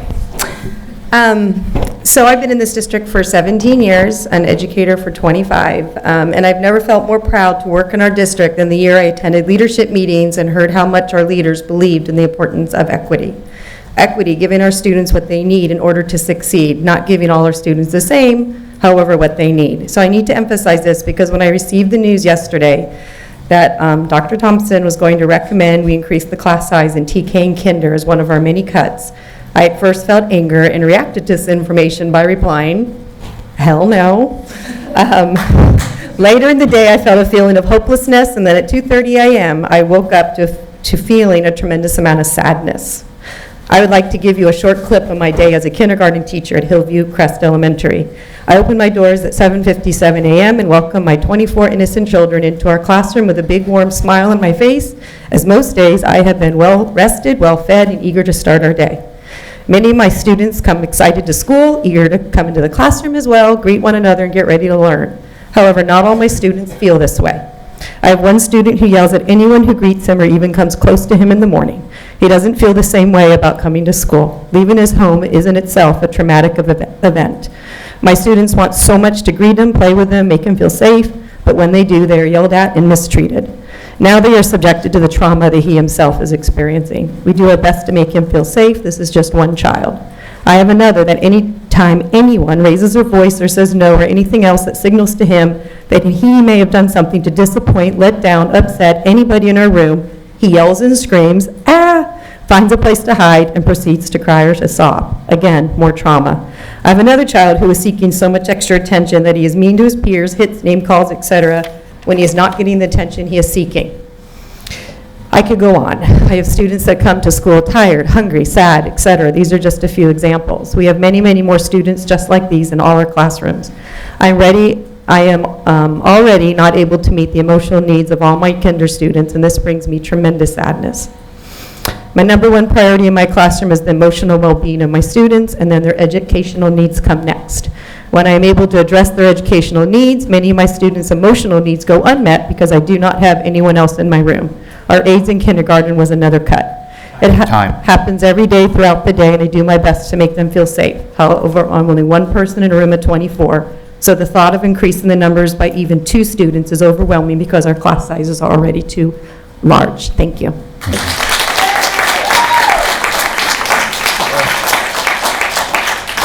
All right, next up we have Sharon, and I'm sorry, I can't remember. Zanati? Zamonic. Sorry. There we go. Don't start it yet, John. Sorry? Don't start it yet. Got my posse. Okay. Happy New Year. My name is Sharon Zamonic. I've taught first, second, and now TK, beginning at Cabello and now at Delane Easton. This is my 24th year. Here is a reason for our declining enrollment. Recently, Easton's attendance clerk told me she has never seen so many families leave the district. I believe parents understand the importance of small class size. Research has been in the public eye for many years proving small class size results in improved learning. Families are leaving our district for smaller class sizes in other districts. So what do you think the outcome of raising class size in TK and K will be? Parents and teachers see what is coming next. Just 2 more students. That's all. When will it end? 30? 32? My classroom accommodates 3 learning areas. First, the rug area for read alouds, sharing our thoughts, music, and math. Second, the play area provides social interaction, how to negotiate with others, and exploring creativity. And finally, the seated area for classroom work, art, how to become an engaged learner, student for the first time. How to sit and complete classwork and teamwork activities, how to organize, and how to work on fine motor skills. Each area is vital to help students become ready for kindergarten. My room is chock full right now. Each 2 additional students will bring a 5 by 3 foot table. I will have to take space away from one of the 3 areas. Help me decide, which area is it to have to take space away from the other areas? Which should I do that? Which is less important than the other? Time. Thank you. Also, last week, a student told me he wanted to kill me. Now, obviously, this student needs help. How will I help him with 2 more students? Next speaker. Next up is Joe Angeles.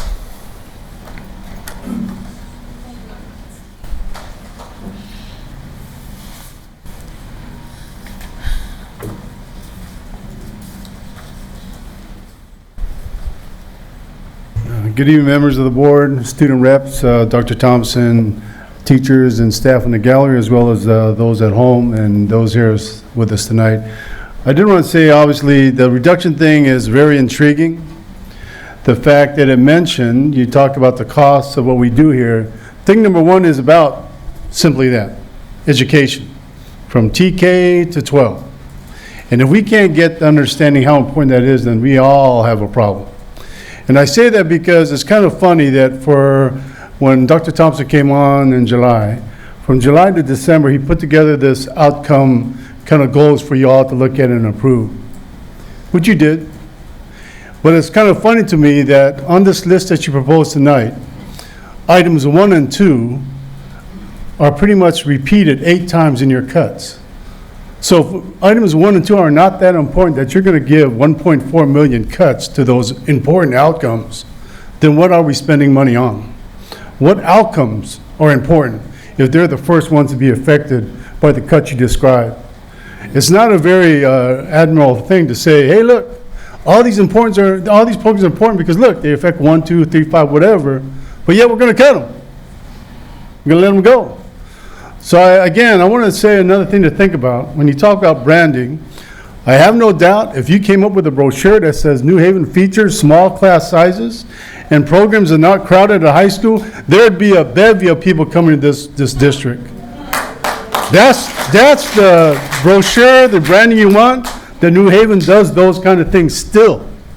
And I'll say this one more thing. The thing that we celebrate at the beginning of the year, the distinguished school, that was a result of things you've been cutting. So don't plan on getting any more of those kind of conditions without those kind of things happening, because we got to come to another place of cutting rather than the budget piece, which I said, unfortunately, last spring. Money has not to be the point. It's the education of students, TK to 12th grade, have them succeed and success and come back, like you said today, and do great things for us in different ways. In school and in all the other places of education. So again, I beg you to really consider and look at the other side of this list. Thank you. Thank you. Next speaker, please. Looks like Todd Benson.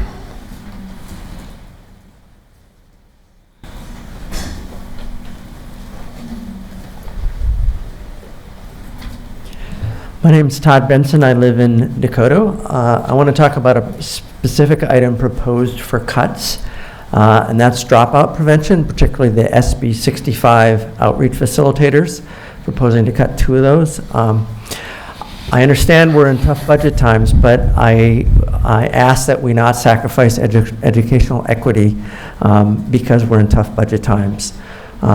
It's very important that at-risk students receive the help and the support that they need moving forward. Equity is an incredibly important principle for our district, for our democracy. And the other thing I would like to point out is just from a budget perspective, if you're trying to, reducing dropouts has positive budget implications a few years down the road. Why would we look to cut those folks when they can help students stay in school? Right now they're in Searles, Emmanuel, and Hillview Crest. A few years down the road, those students might be at risk of dropping out. So I strongly encourage us to focus on educational equity, especially the resources that students at those schools need. Thank you very much. Thank you. Next speaker, please. Next is Diana Christie.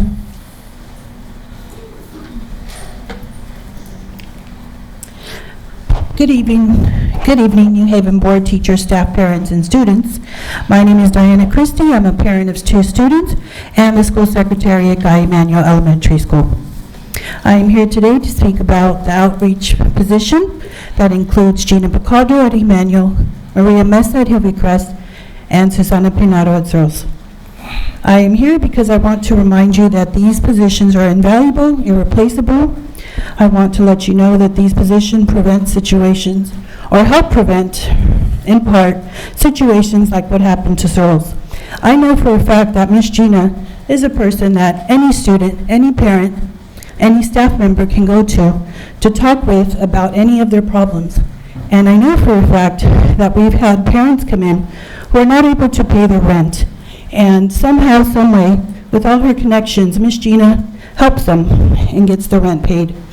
I've seen Miss Gina pull out her wallet when a parent came to Emmanuel a couple of days before we had our 5th grade pool party, which means a lot to our students. They are excited about this beginning in 4th grade. And the mother said, we cannot afford a bathing suit. My daughter is over 200 pounds, and we don't have the money to buy her a special bathing suit. I've seen Miss Gina pull out money out of her own wallet and give it to this mother. This in part encourages other staff to do the same, because she is a role model to students, staff, parents. Miss Gina holds the community's hands through life, death, and everything in between. I can say that if Maria and Susana, I can say that I don't know Maria and Susana as well as I know Miss Gina, but if they do half of what Miss Gina accomplishes, they are just as needed. I know earlier, Ms. Sharon, you spoke about being an engineer and being the only woman. Ms. Gina is a Latina female modeling robotics in Dakota. This is imperative to the future of our students. I do not want her to leave Dakota. If Ms. Gina leaves Dakota, our school will change. Our school vibe will change. I have a lot more to say, but I see my time is up. So thank you for considering. I know that we have budgets to cut, but I do humbly ask you that you do not cut these outreach positions at the 3 schools. Thank you. Next is Sarah Mills.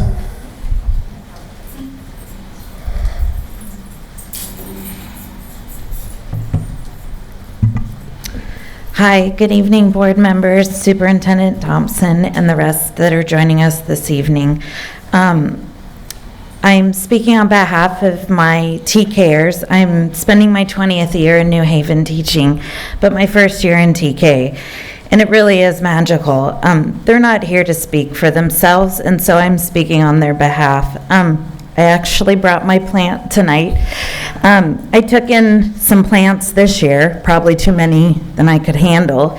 And I found this guy in the corner. He wasn't high maintenance and he didn't complain a lot, but clearly I didn't give him what he needed. And I think I'm to the point now where it's a little more than just water that he'll need. Actually, my bigger problem is not my plant, but my TK class. And it breaks my heart that we're doing damage to our youngest learners here in New Haven. It's their first year in school, and they need the attention and care more so than a plant would ever need. It was also heartbreaking to hear tonight that we can plug their future and their education in a budgeting tool. So I'm hoping when we think about our budget cuts, and I so am there with you when you have to make these tough decisions, but I want you to keep in mind that we have little learners that need models and adults and time and care, and I think it's going to be more than a healthy drink of water. So thank you for listening. Thank you. Next speaker, please. Michael Gardner. Hoi hoi, hey everybody. I wrote this before I saw the budget simulator, so some of that it's already addressed, but I'm just going to read what I already wrote. So I have a reflection on a structural problem with the budget process. You know I don't blame anyone, like I assume the best, but I've come to understand how there's something in the way we're doing that naturally leads to mistakes. Now, as best as I understand, we're required to make a 3-year budget based on numbers you can't control and you know are going to change. And so it's always kind of wrong. And in that situation, I totally understand the natural tendency to err on the side of caution. That's how I run my budget, and that's how everyone in this room should also run their budgets. But what I do see is the problem doesn't seem to have any real plans when the numbers are inevitably wrong, which is just how it works, and we have a whole bunch of extra money. So every year I've been here, it's how it's gone. You've made conservative plans, and then you end up with extra money, and it seems from my perspective that there aren't any real plans about what to do with it, and what ends up happening is the money is spent kind of ad hoc and not billed according to something that you know is going to go into the classroom. So maybe you're talking about it behind the closed doors, say when we get extra money, this is what we'll spend it on, but insofar as this is a public forum, when you're thinking about the budget and the 3-year plan, I hope you'll put thought into how to use the highly probable extra money in the classroom where it helps students the most. Thank you. Thank you. Next speaker, please. Gina, I'm sorry, Picaldo.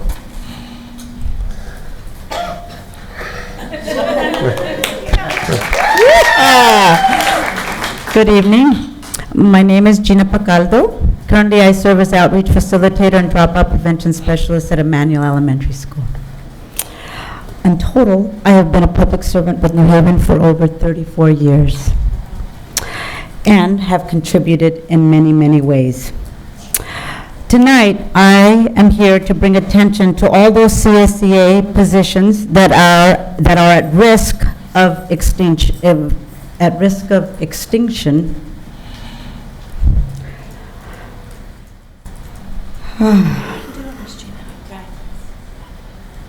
Two of the 3 outreach facilitator positions are proposed to be eliminated, and most likely the last standing will be at risk of final elimination in the future.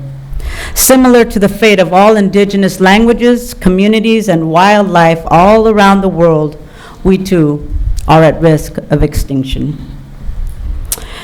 As you make future decisions, please hold on to some of the institutional memory of New Haven. Here's a short summary. In the school year of 2000-2001, New Haven employed a grant writer who submitted individual grants for all NH schools for these specific positions titled by the CDE as Outreach Consultant and Dropout Prevention Specialist. Each grant proposal required a rigorous amount of hands-on legwork at each site. That particular labor of love was accomplished and completed by our former CSEA colleague, Carolyn Launchberry. May she rest in peace. In the fall of 2001, 2 school sites, Emmanuel and Hillview, were awarded this grant to fund 2 positions. Eventually, Cabello and Logan were also funded. During the years that transpired, Logan lost its funding due to what was known as the competitive years. The 3 CSEA women assigned to Hillview, Cyrils, and Emmanuel produced our report binders that were reviewed by a panel of administrators at CDE. Only 300 schools in the state were approved funding and later became part of the Pupil Retention Block Grant, and effective 2013-14 was subsumed into the local control funding formula. If not for our dedication, this pot of money would have never been transferred to the Pupil Retention Grant that was later released to each district with the local CSSF. Up to this point, New Haven has honored the original intention of this grant. Outreach facilitators spent countless hours writing and preparing our reports, knowing that we were fighting for our funding survival. I implore you to honor the commitment that was laid forth by Carolyn Launchberry, Yolanda Hernandez, and myself. This was our personal sacrifice and contribution to this district. Please continue to take care of the pot of gold that we produced, and please continue to fund these positions for our CSEA outreach facilitators and dropout prevention specialists. Thank you for your time. Thank you. Okay, 3 more, and these are on the trustee area maps. First one is Michael Gardner. Is that cheating? Well, I'm a cheater. All right, so I've already shared with the board my concerns, and I'm just bringing it up again. Now, I believe it is very important that every district has an elected official at any time. And I know there are a lot of things that you consider, and I'm certainly not trying to stir the pot and make you guys fight each other over the next election, but it is just really important that every district be represented. That was the purpose behind the lawsuit and the law actually that is making us go into districts. And so having one district that is just going to be empty for 2 years, especially when we know that there will probably be new maps with the new census coming out, I believe is going against the spirit and maybe even the letter, I'm not the lawyer, but of this law. And so it is very important that when you select the maps, every district have a representative at every election as much as possible. And so like when we were challenging the map, that's the motivation behind it. Every district just has to be represented. I know everyone here on the board cares about every student and not just their neighborhood, but you understand your neighborhood's needs better, and it's important that the Dakota neighborhood also has someone who understands their local needs better, and so they need a spot. Thank you. Thank you. Next speaker, please. Tanya Pellegrini.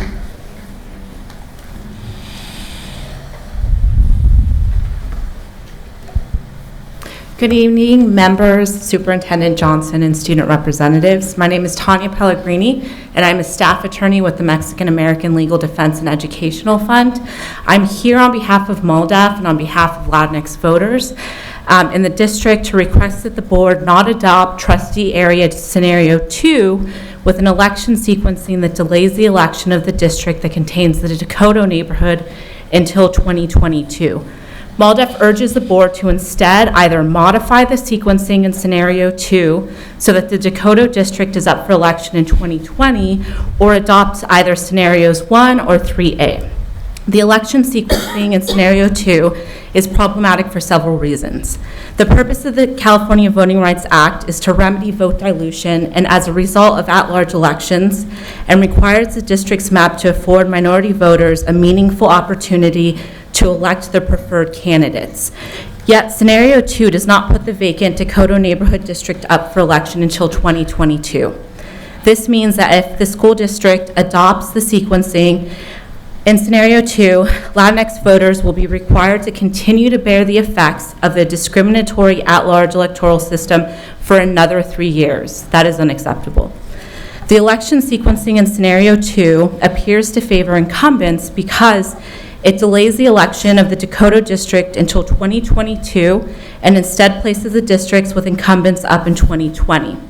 California incumbency protection is generally disfavored in California, and courts take very seriously an argument that incumbency, particularly incumbency that was the result of an illegal at-large election system, creates an impediment to full relief intended to remedy the vote dilution. In 2013, the Los Angeles Superior Court found that when a map is drawn to protect incumbents and it does not remedy the vote dilution, it is not an appropriate factor for considering whether the proposed plan appropriately remedies a California voting rights violation. I know I'm out of time, so I'll wrap up really quickly. If the board decides to adopt a scenario that perpetuates the discriminatory impact of its at-large election system by delaying an election in the Dakota neighborhood until 2022, that could expose the court to liability under the 14th Amendment of the United States Constitution and the Federal Voting Rights Act. So to conform with the law, MALDEF urges the district to adopt a plan that fully remedies the California voting rights violation, that places the vacant Latino majority district up for election in 2020, that captures community of interest and respects traditional redistricting principles, has community support, and therefore remedies the California voting rights violation. Thank you. Okay. All right, and finally, Joe Angeles.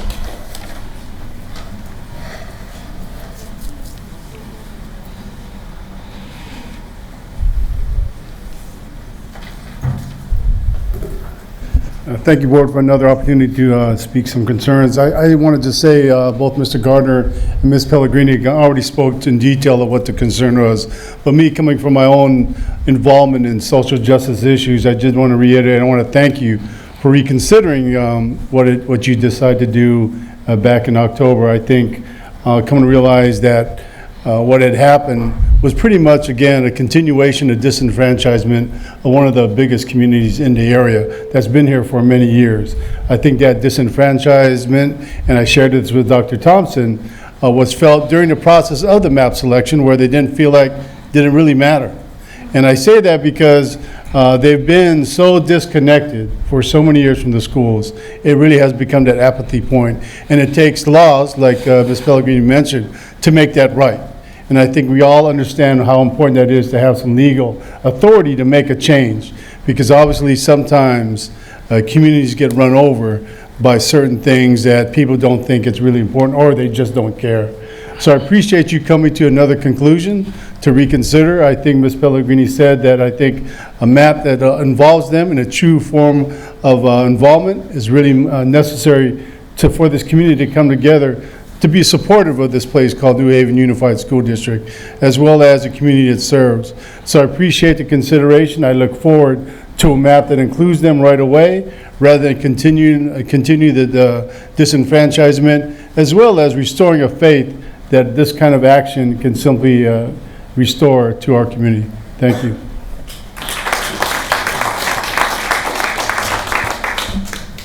Okay, that concludes public comment. Okay, so now moving on to action items. Actually, does the board need a quick break? Okay, we're going to take a 5-minute recess. Thanks. Good, I can use one myself. Yeah.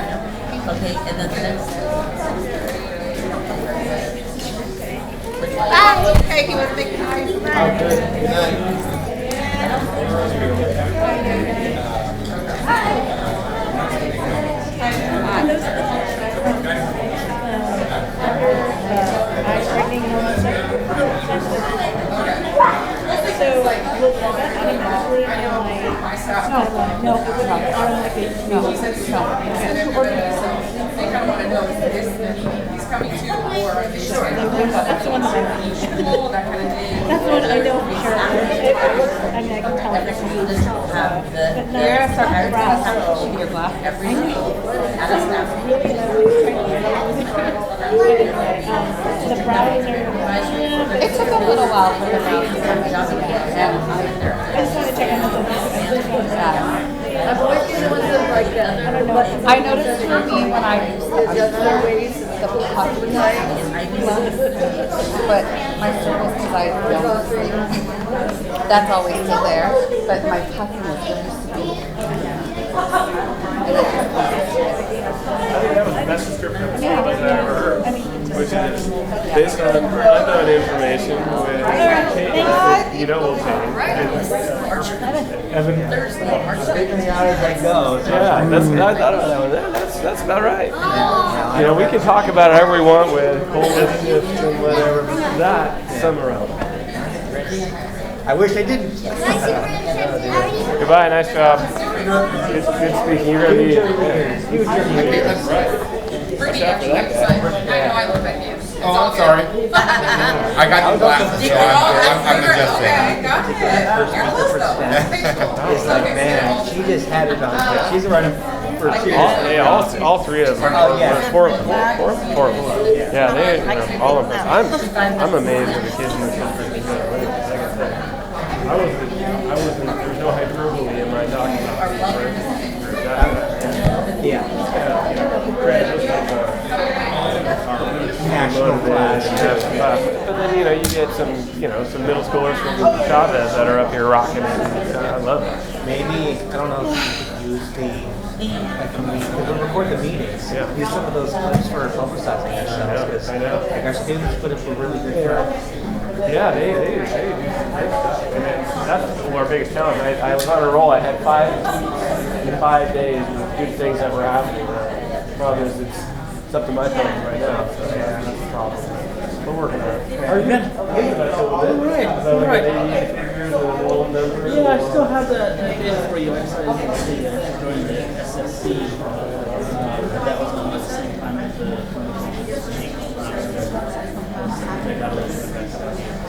I know.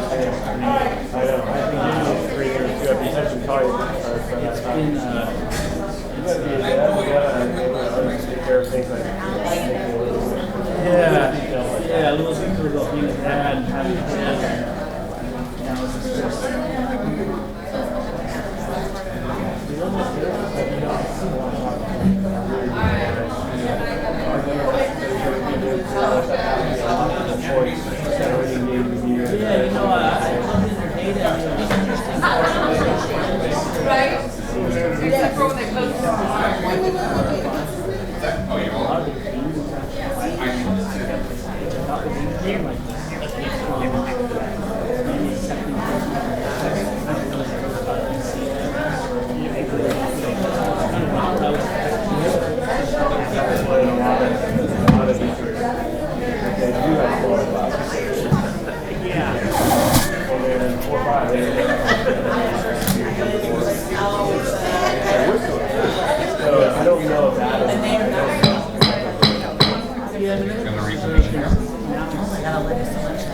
All right, we're going to reconvene now.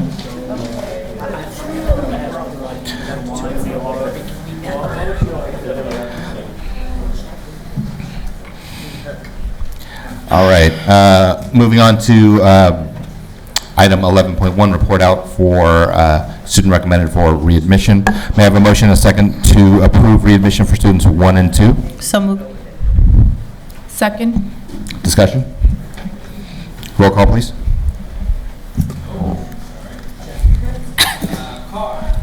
Aye. Aye.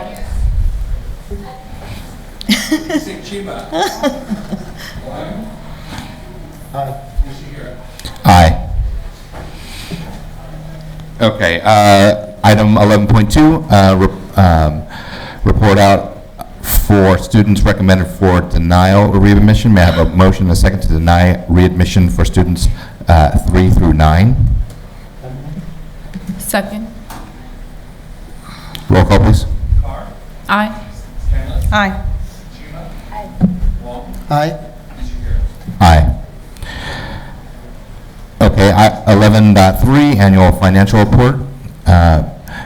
May I have a motion and a second to approve the annual financial report, June 30th, 2019? So moved. I'm a second. Discussion? Staff, is there anything you want to share before we move forward with this approval? Nope. Okay. Roll call, please. Oh. Oh. Is there? I'm sorry.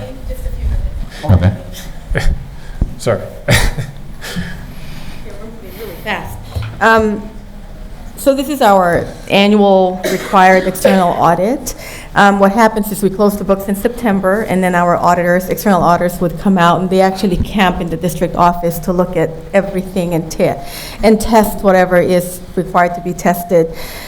When I get these reports, and I don't know if you have them, but I usually skip all the pages. I want to go to the pages that I want to read, because what you will find on page 94, it's an unmodified opinion, and that is the opinion that you want, meaning on a matter of compliance, on a matter of internal controls, we did everything that we were supposed to do correctly. So as board members, those are the things that I suggest you would look at. And just a reminder, this is not just an audit of our finances. This is the end of year where they look at a lot of different things, and those things are actually listed on page 95. Our instructional minutes, our bell schedules, our board delegation of authority, all of those things, Williams, it's not just the finances. So all of those things, when they're camped here, sometime in October, testing our records, that's what's being looked at. So just a reminder again, look at 94, it's beautiful, it's an unmodified opinion, that's what you want to see as board members. That's really all I wanted to say. And this, obviously, it happens in the background. It's our staff in accounting and fiscal services. It's a routine matter for the school district, but for the staff in that department, it's everything but routine, because you never know what's going to be tested or what's part of the audit guide in a given year. So kudos to them. They're not here, but I just want to thank them for the hard work and in keeping us without audit findings. And we've been able to hold that status for the last several years now. Thank you, Ms. Elman. Okay, roll call, please. Aye. Aye. Aye. Aye. Aye. Aye. Okay, moving on to 11.4. May I have a motion and a second to accept the annual Proposition 39 oh, sorry, is that the one? Yeah, sorry. May I have a motion and a second to accept the annual Proposition 39 Financial and Performance Audit 2014 General Obligation Bond, Measure M for 2018-2019 financial year? I move. Second. Discussion? So if Annette can give us simply the clue, similarly like you did for the other financial audit, so that will help. Sure. So our bond Measure M was passed under Prop 39, and something called a performance audit is required, and this is that. And essentially, if you skip to page 3, it will say that the bond funds were expended accordingly based on what was authorized, and that's the opinion that you want from your external audit. Again, there are no findings on this report. Thank you. Go. So I think you were mentioning in the Budget and Finance Committee that there were some negative bond ratings. So do they mention this year or sometime? It's actually a separate topic than this one, but we did go to a recent bond rating, and we had a bond rating surveillance call in the summer. We were given a negative outlook by one of the rating agencies, if that's what you were asking, Ms. Chima. Yeah. So you say that this is not related to that? No, this that really... negative rating is not related to this Measure M? Not in this particular matter. This is simply looking at our expense, how we are expending our Measure M, that it's in accordance to what was authorized by the voters. Okay, thank you. Any further discussion? That's it. Okay, roll call, please. Aye. Aye. Aye. Aye. Aye. Aye. Aye. Okay, moving on to item 11.5. May I have a motion and a second to approve resolution number 029-1920, recognition of Fund Education Now Week? So moved. I'm second. Okay, discussion. Okay. I'm just wondering if we have any kind of scheduled activities within our school district. I know you have mentioned some of the items you will do, but I was wondering to raise awareness within our own community. Do we have something scheduled in our classrooms? I would like for the superintendent to chime in. We don't have anything in the classrooms in particular. We're going to be getting information out to the sites throughout that week, and then, of course, the big event is that Wednesday when we have our community forum. Yeah, if it's possible, because our end goal is to let the community know, people know that our public education is not funding adequately. So this will be our opportunity to let them know, maybe through the e-newsletter or something like that. We'll definitely be getting communications out that way and on all of our social media platforms. They're actually lessons suggestions that they sent us that we could use for our classrooms. So I've reviewed them, so we'll see. Yeah, Thank you. Yeah, he had to complete a tracker to indicate to the county what we're doing. So I think we have entered, of course, the resolution and the Wednesday event on sharing the budget with the community. But and I think also the letter writing to legislators, and I don't know if we've done the one for the editor for media. No, that's it's the Tri-City Voice. Is that? Yeah, that's on my list of people to send. The only hard thing about that is because we have. It's asking specifically what we are going to go without, but we don't have those yet. But we could indicate that we're definitely needing to cut somewhere in that letter without having to be specific, because we have not decided that as a community what those are. But that's the other way, another way of doing that. And also in the newsletter, I sent a press release that we could use if you want to this afternoon from the county to our superintendents and our communication, our president on communications. So if you would like to use it, it talks about the governor's budget and all the activities related to the Fun Education Week now. Yeah, thank you. Okay, thank you. Is there anything else you wanted to add? No, I just think it's a great event. So yes, there is something. We really need to create this awareness. I mean, it really hit home for me seeing the governor put up the number of how structurally well, not the governor, but school services put up that number, and it tells everything you need to know. We're spending more to educate our children for basic needs than the state gives us. That's the bottom line. So we need help. All right. Any more discussion? Okay. Seeing no further discussion, I'll ask for a roll call. Aye. Aye. Aye. Aye. Aye. Okay, moving on to 11.6, reconsideration of Resolution 013-1920, adopted on October 1st, authorizing the selection and adoption of final trustee area. So we had passed a resolution on October 1st in response to some feedback from the community to go with Area 2, Option 2, with Area 2 being deferred until 2022. We've received additional feedback from the community that it would like the board to reconsider that. And so today we have a few options. Number one, we can proceed for the county committee approval with the current adopted plan and sequence, taking no action tonight. Two, we can rescind and amend the resolution and reflect an alternative map sequencing that would ensure that Area 2 was up for election in 2020. Or three, we can rescind and amend the resolution to reflect an alternate map selection and with that map's selection. Election sequence. So with that, I'd like to kind of open up the floor for discussions. Yes. Yeah, I would like to move to rescind and amend resolution number 013-1920, previously adopted on October 1st, 2019, to now reflect map scenario 3A as the district's adopted trustee area plan with trustees areas 1, 2, 3 scheduled for election on November 2020 and trustee areas 4, 5 scheduled for election in 2022. Is there a second?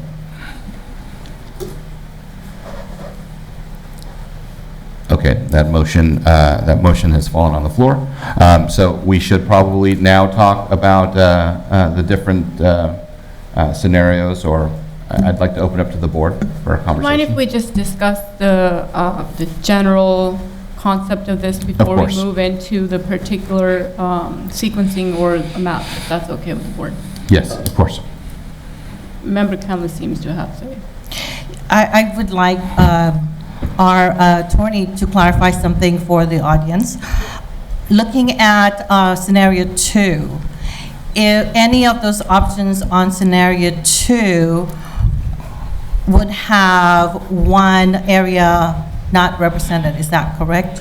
So for map 2, it's the no matter what sequencing the board adopts, whether it keeps the current sequencing or changes it, there will always be one area that is open until 2022, which happens sometimes in these types of processes. So yes, there will be one area of the 5, if MAP 2 remains, that is unrepresented, so to speak, or vacant. Right. So you're saying, let me understand, you're saying if we adopt the scenario 2, there will be part of that map will not be represented. Correct. One of areas 1, 2, 3, or 4 will not have a trustee from 2020 to 2022. Okay, and I think the people, whoever it is going to be that area, is not, the people will not be happy because they will just be deprived of their opportunity to have a say on who they want to represent them. I can't speak for them, but I'm sure that that's probably a concern. Thank you. Okay, and as a reminder, part of the rationale for this particular map, as you'll notice, is you'll see that one of the intents or rationale for this map was, you'll notice there's 2 areas there that kind of span the 880 corridor, which has historically been kind of the line between the east side and the west side of the east side and the west side of the district. And so part of the rationale for doing that was that we would have more trustee areas that span that and somehow, break down the barriers that have existed in this district for as long as we can remember. So that was one rationale for why we picked number 2. Any other? Yes. Right. The key word you used there is historically. I don't believe that feeling is still existing because the demographic has changed. I think being from the west side, I don't think I would be not supporting kids on the other side just because I was on this side. In the past, there must have been that feeling because the demographic was different. There were competition between certain demographics at the time, but I think that has changed. And I don't think there's a need to have someone representing in a strata like that when at the end of the day, we're all representing everybody. That's why I don't agree with scenario 2. So I happen to disagree with you, Member Canlis. I think those perceptions, reality disparities still exist between East and West. When you said that used to exist and no longer, I'm not sure what time frame you might be referring to, because we look at our 2 middle schools. We have Leon Veracruz, we have Cesar Chavez Middle School. The demographics, yes, are quite different, but if you think about it, a lot of the resources, a lot of the programs, a lot of the extracurricular activities that are offered, or parents may be able to, put their kids on the west side, are still quite different from what's happening on the east side of the district. And I still stand by my statement that we need to, if we're going to be creating boundaries, whether they're physical boundaries or in the or virtual boundaries, we need to eliminate that that disparity or that the perception that it's east versus the west. Having 2 districts spill over the freeway allows members from the west side and the east side to technically run for that position, and so that's where I disagree with you on that, and we can respectfully agree to disagree. And then the other note, I would like for us to, I know for me, I have looked at this as a trustee area that we have to choose, not necessarily an individual, because none of us are guaranteed a 5th year, none of us are guaranteed a 2nd term. However, if we feel strongly about what areas should be represented, then I think we need to talk about it in that way, where the importance of having representation. And I think, I believe it was the MALDEF's representative that stated that, or maybe someone stated that, we cannot have maps drawn, or it's illegal to have maps drawn based on where trustees are living. I can guarantee you that none of us had any say into how these, let me take that back, not say, but it's not favored. None of the members were favored in any way when these boundaries or these districts were created. There's obviously a process that was followed by our law firm, and we had it open for many months for feedback, and all that feedback was incorporated, and we had all that information. And I also just want to add one thing, which I just, I'm learning as well, is that a lot of folks forget that prior to 2016, before the 3 board members came on board, we had a representative from the Latino district, which is the Dakota district, for 2 terms. That individual decided to step down or vacate her position. Nothing against her, right? Nothing, had she been maybe on the board, maybe we wouldn't be running into this, I guess what somebody had called it as discrimination. And just lastly, the purpose of the CVRA is to protect and to also promote opportunities for unprotected class. And each one of us are considered a protected class. So it's not that we're favoring one over the other. It just happens to be the way this map was drawn. Only option 2 offered a scenario where we could dispel that notion of East versus the West. Member Callis. I want to repeat again that if we adopt any of the suggestions for scenario 2, there will be a group of people who will not have representation or will not have the opportunity to vote for their representation. That in the suggestions, that could be either 1, 3, or 4. So we are leaving a group of people. We're talking about protected. We are all protected classes, and that leaves that class not to have a representation. Yes, Member Wong. Okay, I am a favor to the map 2. The reason is, and other options and divided by the school district in the west and east separate. And what is the purpose we're doing this? Whatever we divide by trustee the area at large, we want to be together, not separate, no matter how we divide it. So that's why, and the other things you're looking for other map, when the election in the east, whether be the versus the west versus east, I think the number 2, the map 2 will be more better. The another thing is, and the Union City, we always have the representative for the Latino community, even looking for the city councilors level, and even looking for the 3 years ago, and we have the Latino the board members for, decades, there are many decades and representative, and for Asian, and we are take about 40 years, 50 years finally, and win the seats. And we think we should be protected. And only map 2, and we will see the area 3 and the Asian votes will not be dilution. So this is the Latino community requested. I think we should have same standard for the Asian community as well. So one of the things that I tend to agree with Member Kaur in terms of, do the inequities still exist? I don't think it's historical. I think just this year there was an elementary school on the west side that through one of their fundraisers, I think it was a jogathon, they raised $75,000. My kids went to Hillview Crest, which is in the area too. We've never even gotten a tenth of that in any similar. So the inequities still exist, and so ironically, the point of this of CVRA was to encourage representation of protected classes, to promote equity, and I think the map that the board has resolved to go with is one way to do that, and I just think it's ironic and unfortunate that we can't,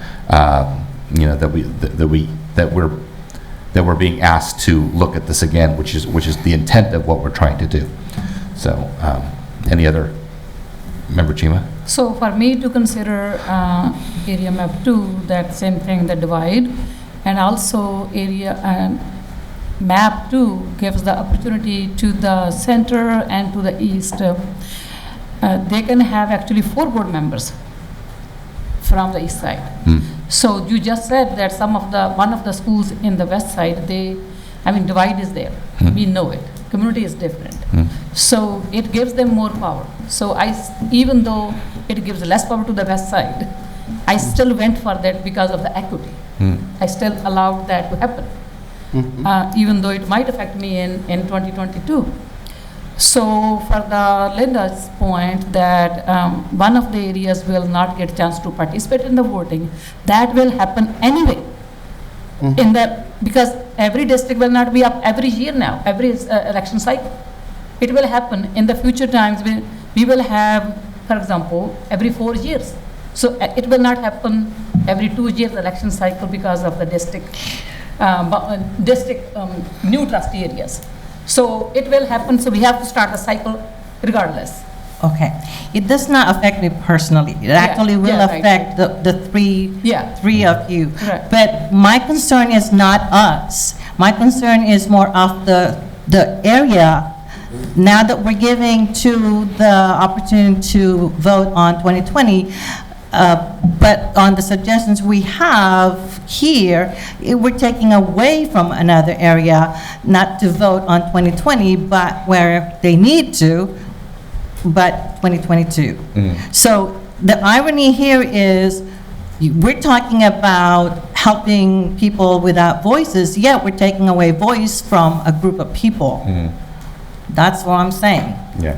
So just to their point, in 2006 and 2010, when I ran for the school board, I was from the district too. Yeah, but that was at large. I'm just telling you. So some districts, some trustee areas, all trustee areas will not get chance to participate all the time. Yes. So this is the new practice. So regardless from where we start, one has to, I know it's not going to impact for both of us, but we have to start it from somewhere. Yes, but I also want to make a point again that by choosing any of the ones in scenario 2, we will deprive an area that needs to be voting the representation and the opportunity to vote for 2020. That's the irony. We're saying we want to give people voices, but we're not really, because we're taking voices from another group. Can you project map 3A, please?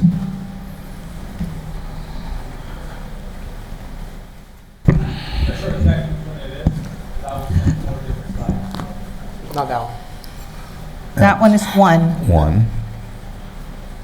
One more. They're labeled in the title. On the top, On the right corner. on the top, there's a number. The right corner, yeah. That's it. This is the west versus the east. Can I have a This is question? 3A. Yeah. This is the one I proposed because it allows 1, 2, 3 to be able to vote for 2020 and 4 and 5, 2022, like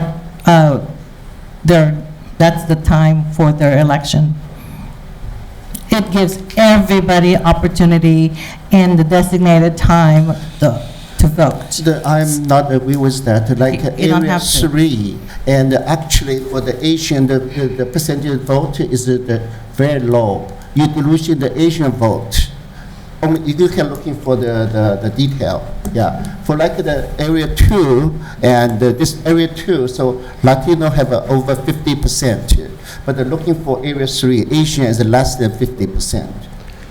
But you're looking for other map, and they will be much better. I believe for each of the options, Area 2 is essentially the same, the green Yeah. area. It's a nice compact area. That is over 50% by a little bit, Latino by citizen voting age population. But I also think that on every option, there are 2 areas that are majority Asian by citizen voting age population. I'm not sure on this one what happens in Area 3 offhand, but I know that I believe that there are 2 on every map that are majority Asian as well. So I was just wondering, did not catch it at the time. What is the difference between 3 and 3A? I know one little area That's only in the small Colby area. Campbell High School, That's but the small. That other area. little in the Myers Drive, I don't know why we changed it. So it's just adjusting the population or what? The difference between 3 and 3A, and as a general guideline, each of the areas needs to have roughly equal total population. And so if you move a part of an area, you have to take from somewhere else and still keep it balanced. And so here, at one of the public hearings, there was a comment that the community thought that this neighborhood that just crosses over Mission should be with Area 2. And so in order to make that happen, we took away a little bit of the area at the bottom here of Area 2. So that's the change between 3 and 3A. I see. So it's because of somebody commented on this one. Yes. So because 3 is equally good for me. I mean, but it's okay. One of the things that I find somewhat remarkable is that through how many public hearings and opportunities did we have for the public to come out to voice their concerns on this map? There were, on the maps, there were 5 in-person opportunities. 5 in-person. On this map, though, I believe only 1 or 2. Well, 5 in-person opportunities. There was also an online toolkit that people could use to play with the maps. We've had a couple hearings here in the boardroom to have people come out. And aside from a couple people that came out, in fact, the result of one of those comments actually was the spirit behind 3A. Aside from that, I haven't heard any community voice from people who live in Area 2 to come out to address the board about any specific preference either way, aside from, so aside from, that's just one point that I find kind of troubling, or at least worth noting, that, I would expect that this type of discussion would be the result of a big public outcry and from the affected area, and it's just remarkable that I don't see it right now. Okay. All right. Any other? So right now, again, reminding of the 3 options that we have right now. I'd like to see where kind of poll everybody to see kind of where their head's at right now. You already heard mine. 3A. Yeah. So for me, 3A, like I said, I think one public comment and we made an alteration, right? So had there been an outcry, we would have considered that. So I think I find it almost offensive for MELDAF or anyone to state that we were discriminatory against a particular area, because, like I said, I can only speak for myself, but I can assure you that none of those conversations took place in our board closed door sessions. And I think, as Member Chima also alluded, that's the reality. There are going to be areas which are not going to be voting each election cycle, just because of how we have developed our maps, right? So it's either going to be the 2 that are up for 2020, 2 are up for 2022. Only those districts will be voting for those members. When District 2, 1, 2, and 3, or even 4, when they happen to be up for election, only those community members will be voting. So never there will be a time where the entire city will be voting as they had done in the past. And again, for me, the way I look at it is not people. I look at it as the way maps are drawn or created, in this case, our boundaries. So for me, it's important that we get rid of those virtual disparities or virtual boundaries. And that I'm surprised that MELDAF is alluding to 3A when that protected class or that district has always been on the short end of the stick, quite frankly, when it comes to budgets, when it comes to resources, when it comes to community input. So I was kind of surprised that they would support that versus 2, because in reality, there are no changes in the district, in the Dakota district, right? That has been the same throughout all the maps. So really, if I was them, I'd probably say, it should be the one where you disseminate those virtual lines. So for me, when I'm looking at these, I'm looking at it from each map district and not us as individually, because I feel like this is going to be a situation where we're going to be pinned against each other, and I have utmost respect for each one of you. So I've cleared it with our attorney that if it comes to a logjam, I would be open for a drawing, have a draw. Because I think every one of us here have worked equally hard, contributed quite a lot of hours, effort, time, commitment to our roles, and each one of us are deserving. It's not saying that we're guaranteed to win. None of us are. And so from that point of view, I think for me, I'd be looking at it from the way the districts are drawn and not us as individuals. Okay, Member Callis. Yes, I agree that later on, once the cycle started, there will be part of the community who will not be voting according to what we decide to do. That is not within our control at that point. But right now, it is within our control whether we deprive a community to be able to vote or not to vote. That is within our control right now. And again, this is not about us. It is about the people in the community to be able to have a say on who is going to be representing them. And again, we are not affected. God knows what we'll be doing in 2022. But you guys are affected, and one of you will be affected in such a way that probably is not what you want. But I'm not thinking about just that. I'm thinking about the people in the community to be able to voice and choose the people they want to represent, who wants them to represent them. So I think if for us right now, it is within our control to give the people the opportunity to speak for themselves. We do not have that right to take that from them. Okay, Member Wong. Okay, I have a different thoughts, and why we discuss it today in here, and in the early spring last years, when the Melda and send a message to us, ask her doing this one, we say yes. But I think in us, and we're small community, small district, we don't necessarily need to go into the trustee, the voting the area. We can do at large. And the Latino community never is a disadvantaged group in our school district. If we agree, and we can even go back to, No, I said, no, last time. Recite the previous the resolutions, and in this case, and we have fair. And this is the first term, I be benefited because in the Latino community, the school board member no longer interested in running. I have a chance. Otherwise, I should be never be here. So, if they were doing this again, and I don't think they will lose. I don't know if this is the option or not. Yeah, well, I don't think rolling back the decision to go at large or not go at large is actually open at this point. The thing that we also have to understand is that when we did make that decision, a lot of it was around risk mitigation, right? It was around being able to,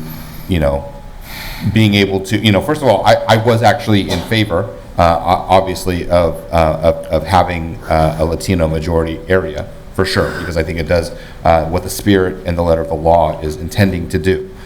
So that, so at large versus by trustee, I think by trustee, in my opinion, is absolutely the way to go.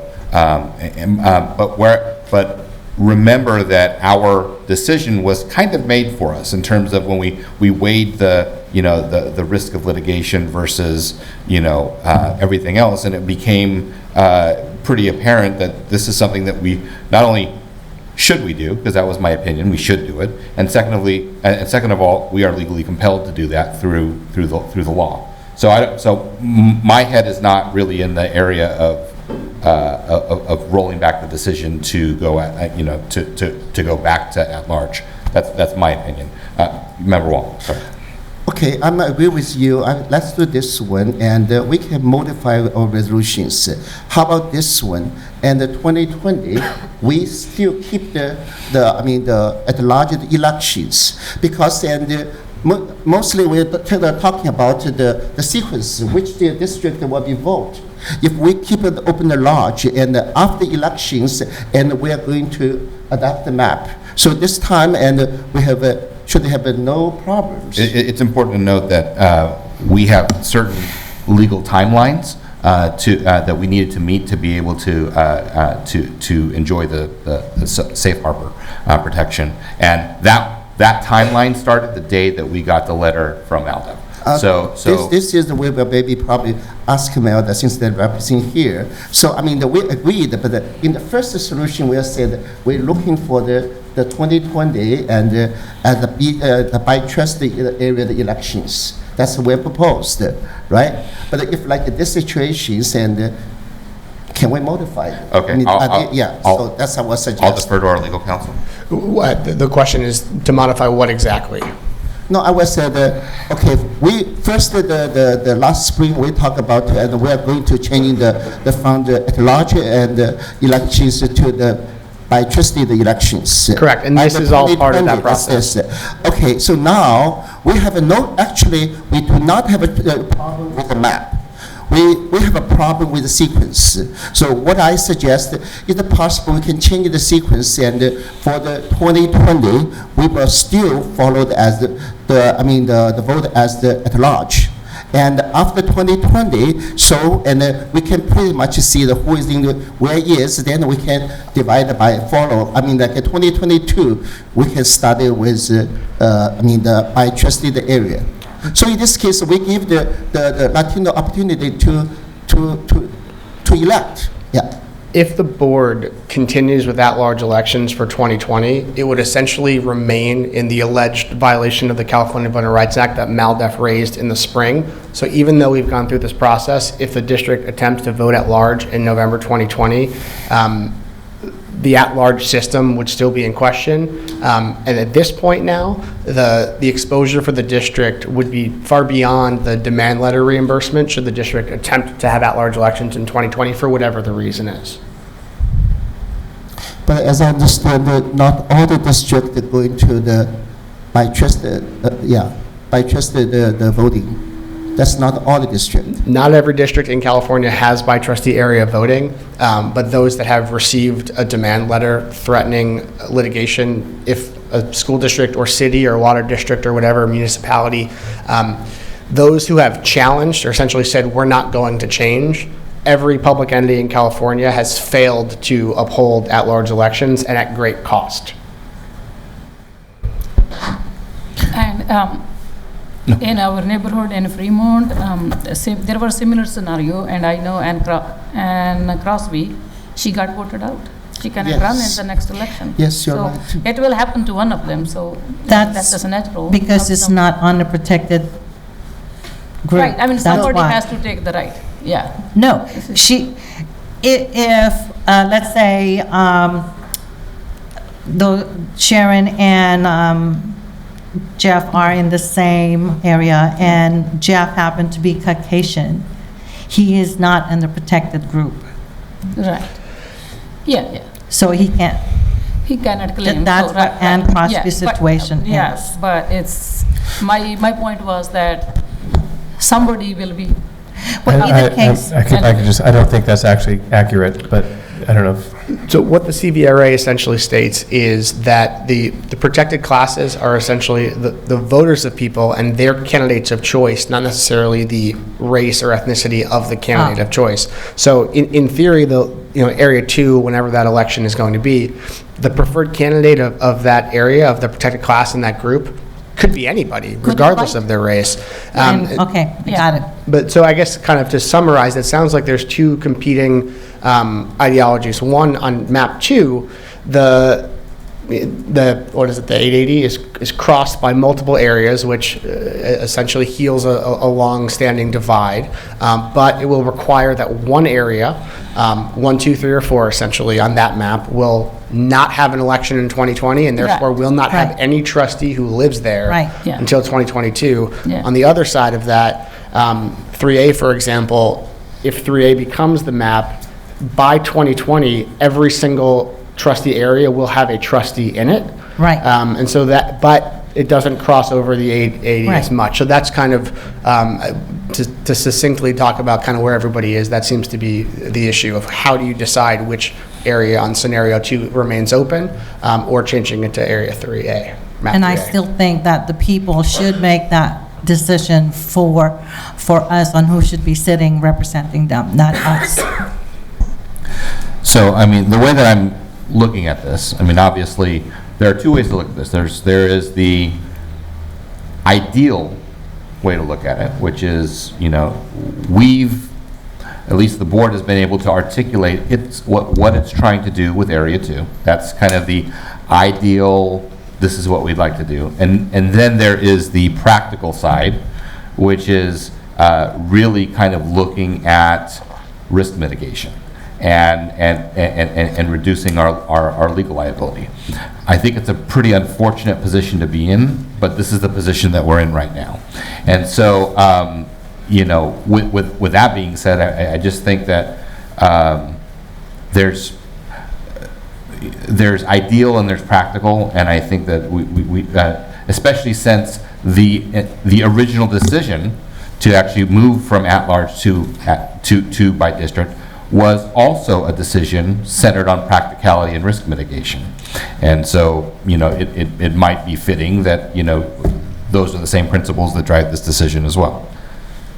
And I think just to go over the CVRA, the fact that it provides opportunities for each unprotected class to have an opportunity to run or be elected, having MAP 2 allows each underrepresented or unprotected class to have that opportunity, whether it's, you know, 2020 or whether it's 2022. So the only difference that I see is that one of us will have to sit out for 2 years if they choose to rerun.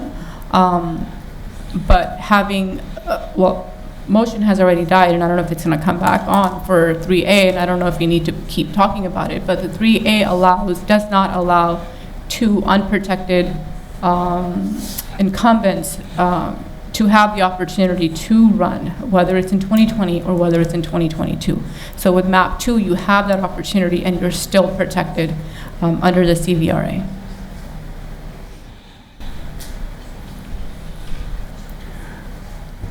Okay, well, so looks like 3A, 2 with some modified sequence, or even a draw. 2, okay. All right, so if it looks like map 2 is the 2, it seems to be the map, now we kind of have to get into that uncomfortable conversation of figuring out the sequencing. And looking at map 2, there's really it's going to be the yellow area, area 1. It's not going to be the green area 2 because that's what we're currently up. It's going to be area. Man, these glasses were supposed There's to also do some better. behind you. Oh yeah. Sharon, what's your area? I'm 3. 3. And then Red is 3. Red is 3. I'm going to fire my optometrist. Yeah. Well, All right, and then, okay, got it.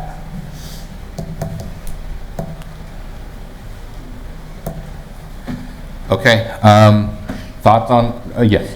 Can I have, again, our lawyer make sure that if we choose scenario 2, the suggestions are clear to people listening. So if I understand it correctly, and you could let me know, if they choose 1, 2, and 3, which is yellow, green, or red, the blue one is not running. Correct. So if the board, in this cycle, right. if they choose the other one, it would be the green, red, and blue, and the yellow cannot run. Right. Right. And then if they choose the other option, it would be yellow, green, and blue, and the red cannot run. Right. Essentially, if map 2 remains, one of these areas will not have an election until 2022. Yeah, yellow, red, or blue. Right. Basically, Right. we were, in our last decision, we made the decision for area 2 to wait until 2 more years. But in the modification, it will be somebody else other than. Right.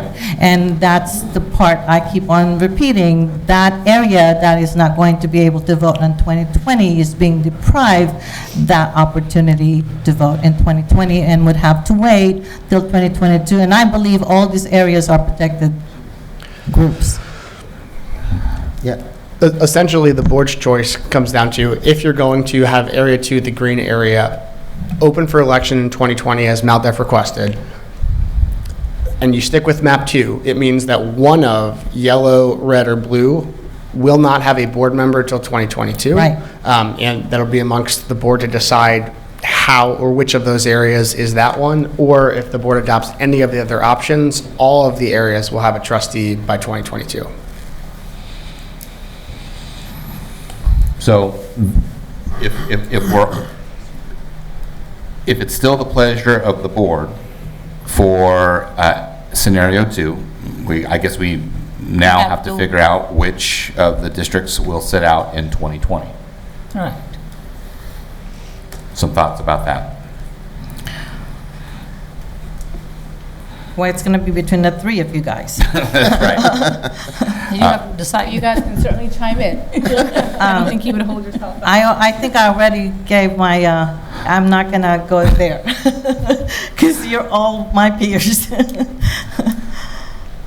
All right.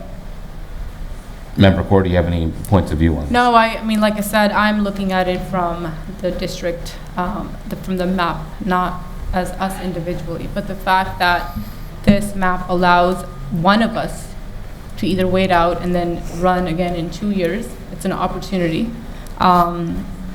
So with that, I mean, I think for me, it's just going to be who is being represented from the larger or wider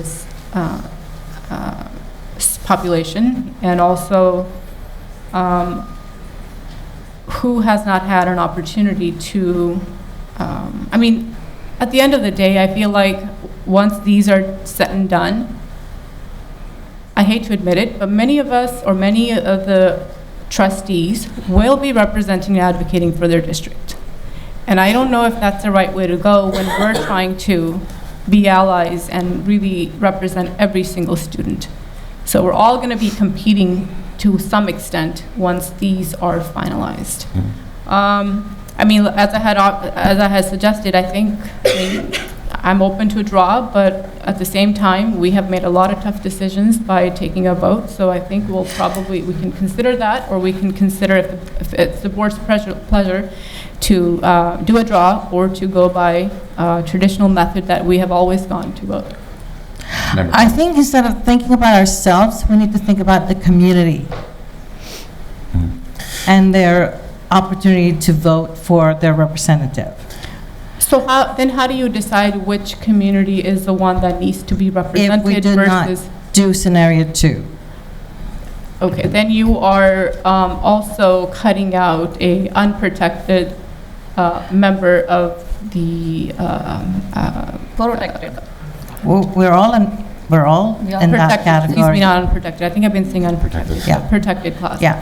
I will say that if we're looking for the factor, I know, and we have Suisse and Cole and Ishiro and me, and we're 3 the new board members. And when we are on the board, we really represented for everybody in the communities, not just ourselves or the group. For instance, and some people, even the Latino, did many years, they never have any program for Latino. And we on the board, first we have a Spanish immersion program. That's passing over the time. And now we have the mentoring program, and we also considered the unbalanced resource too. So we put lots of things on the east side. So we just want to know the Latino community, so we really love to serve to them and working to represent to everybody. Okay, Member Camels. I think that's not the question. I think all of us sitting here are standing for everyone in the community. The question is depriving a community the opportunity to select the representative if we take one of the areas not vote on 2020. It's the difference between allowing them to choose who will represent them versus we make that decision for them. And I don't think we should be making that decision for them. All right. I know it's been mentioned about a draw. I'm personally not in favor of a draw in the sense that I think that we should be able to come to a rational decision that is less to do with kind of chance and more to do with, you know, which I think which would be unfortunate, because now we have to kind of, you know, start talking about us as individual trustees. Or I know what you're talking about is not worrying so much about the individual trustee, but more about the area. So I kind of get that. I would say that you know, I feel that personally, I think I just kind of have started to hit a good rhythm over the last you know, year or so. So I think that, you know, there's still a lot of work to do, and you know, heading up the you know, communication advocacy group. I think that you know, we're all contributing. I'm headlong in a lot of initiatives. I think we all are, but you know, there are some things that I'm working on, you know, pretty putting in some pretty long hours, and so I would like to remain representing Area 1. Can I say something about the draw?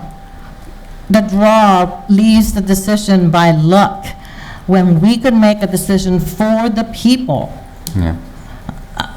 Or the community making the decision on who's sitting down here, not by a draw. That's. Yeah. I agree.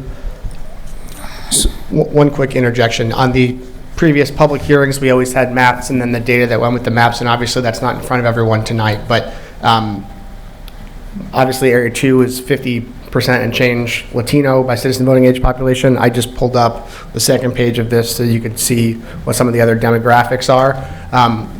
Would you mind going to page 2 and then sliding down? There you go. And then zooming in. I'll come help.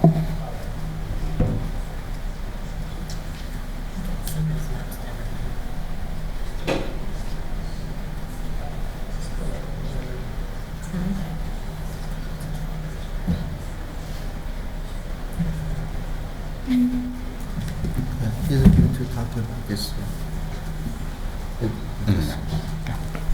So it looks like of the 4 that are possibilities, obviously trustee Area 2 is 50.19% Latino by citizen voting age, and it doesn't sound like the board wants to put that one open in 2022. In terms of the Asian community, which is the largest protected class, Area 4 is a majority Asian by citizen voting age population. Area 3 is just below a majority at 49.15, and Area 1 is just about 46% Asian by citizen voting age population, if that's something the board wants to consider in its sequencing decision. Just wanted to put this in front of everyone again.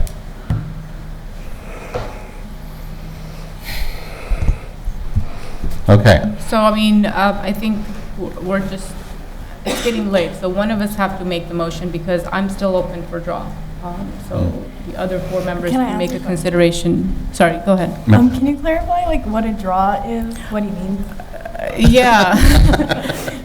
Yeah. So just selecting name out of a basket, basically, and choosing who we feel, yeah, I know, it probably. Yeah. Or an area. An area, yes, not necessarily a person, yes, so an area. Okay.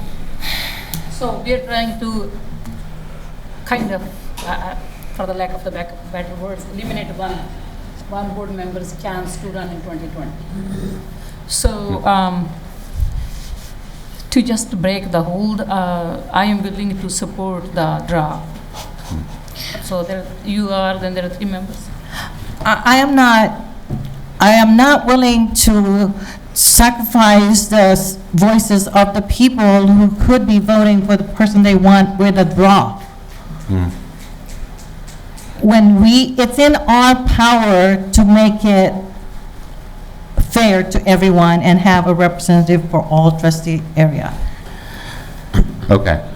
Well, where my head is right now is, as I mentioned before, we went from a, point of principle to looking at what's practical, and additionally to your points in terms of having, full representation across the board. I'd be willing to entertain a consideration of MAP 3A if that is if that's what's practical, and if I look at the downsides, I mean, the other way to look at it is what are the aside from having the existing, whether you believe it or not, division between east side or west side. Some people have varying points of view on that. Putting that aside, I'm actually a firmer believer in us choosing our own destiny rather than leaving it to chance. And for that, I mean, it's unfortunate that we're here, but I could see an argument to be made to go with MAP 3A. So that's kind of where my head's at right now. So you're reintroducing that motion?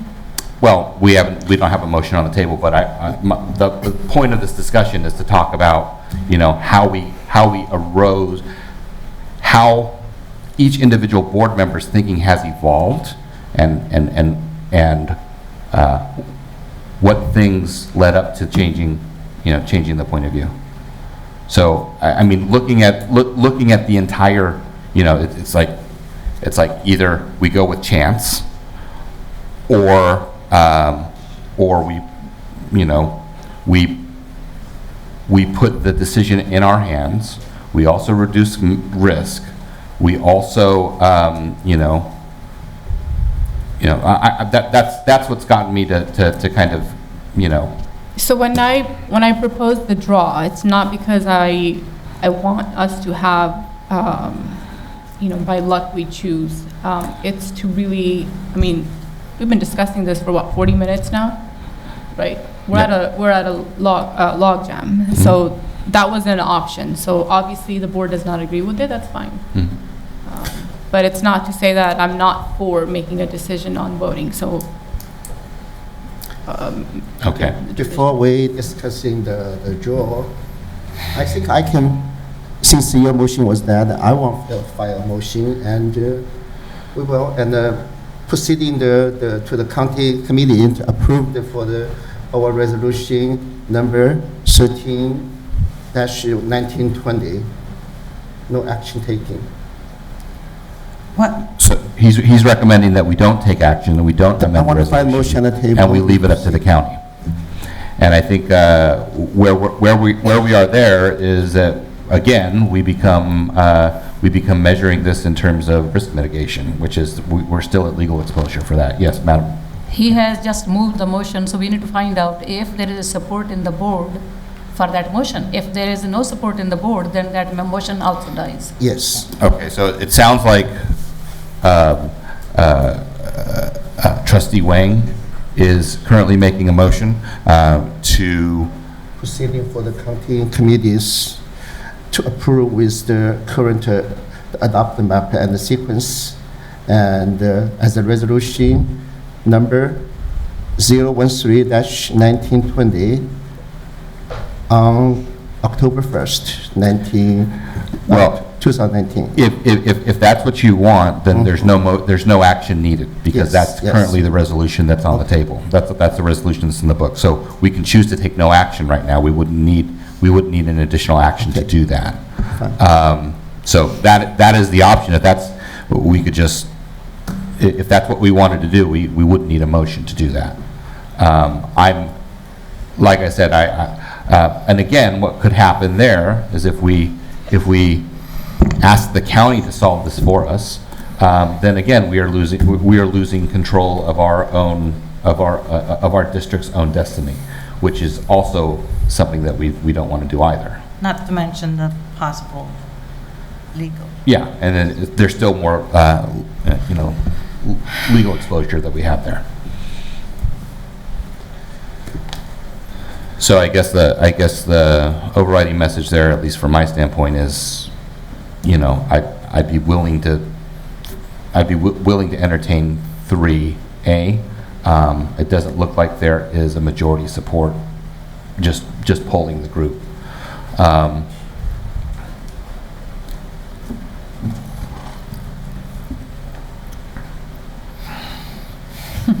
Has anybody else modified their point of view? No, I still believe that 2A is the way to go, and dispel the disparity concerns, perceptions that we've always held on to. Yeah, for the record, I agree with you, right? I mean, but the reality is now we're at the point where what we believe to be true and what we know to be practical are at odds with one another. And so now we have to kind of figure out where we go from here. Not to mention the people that we will deprive of voting for the person they want to represent them. They're not going to be happy if we don't give them that opportunity. I agree with you, yeah. It will be I'm not able to backfiring join. on us. Okay.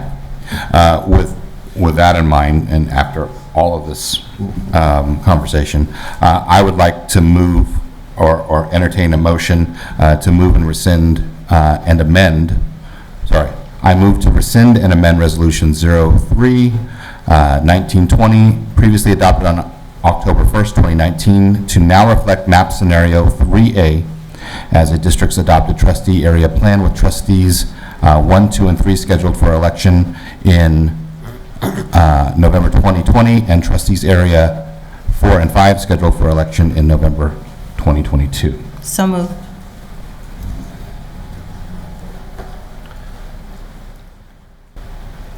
I can second. So the Could motion's on the table. Could you repeat the motion again? Yeah, the motion is that I move to rescind and amend Resolution 03-1920, previously adopted on October 1st, 2019, to now reflect map scenario 3A as the district's adopted trustee plan with trustee areas 1, 2, and 3 scheduled for election in November 2020, and trustee areas 4 and 5 scheduled for election in November 2022. And I move. And Member Kenlis moved, and I seconded. Okay, I have a question. Yes. Okay, I mean, is this the same as the first motion? Yes. Mhm. Oh, the same, okay. But now I raised it. Okay. Or she raised it and I seconded it this time. Do you want to call roll call? Roll call? Rick? Aye. Gonzalez? Aye. Carr? No. Canlis? Aye. Chima? Abstain? Wong? No. Ishihara? Aye. So we, go ahead. We have a conundrum. Okay. So we have a split vote, 2-2 with 1 abstention. I don't think it's the legal's decision. I think we decide that. All that means is that the motion didn't pass. Right. Mhm. It requires 3, whatever the motion is going to be. So,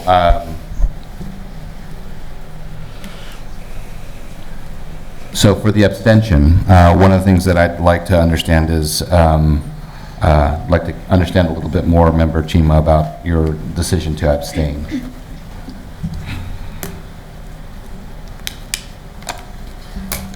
I'm just at the same decision I made. I voted for option 2 previously, so I still believe in that. Okay. I think many of us do.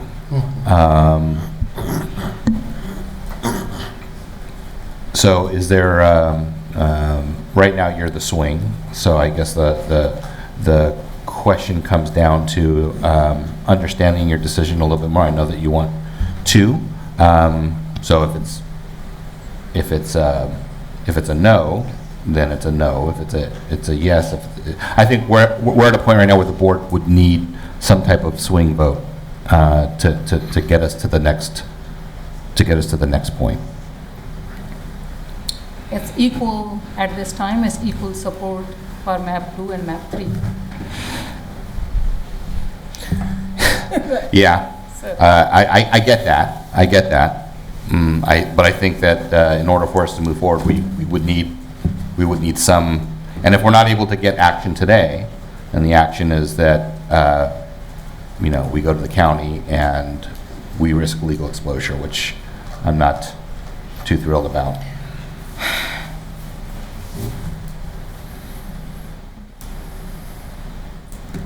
But, just out of curiosity, do we have to explain our decisions, abstain, no, or yes position?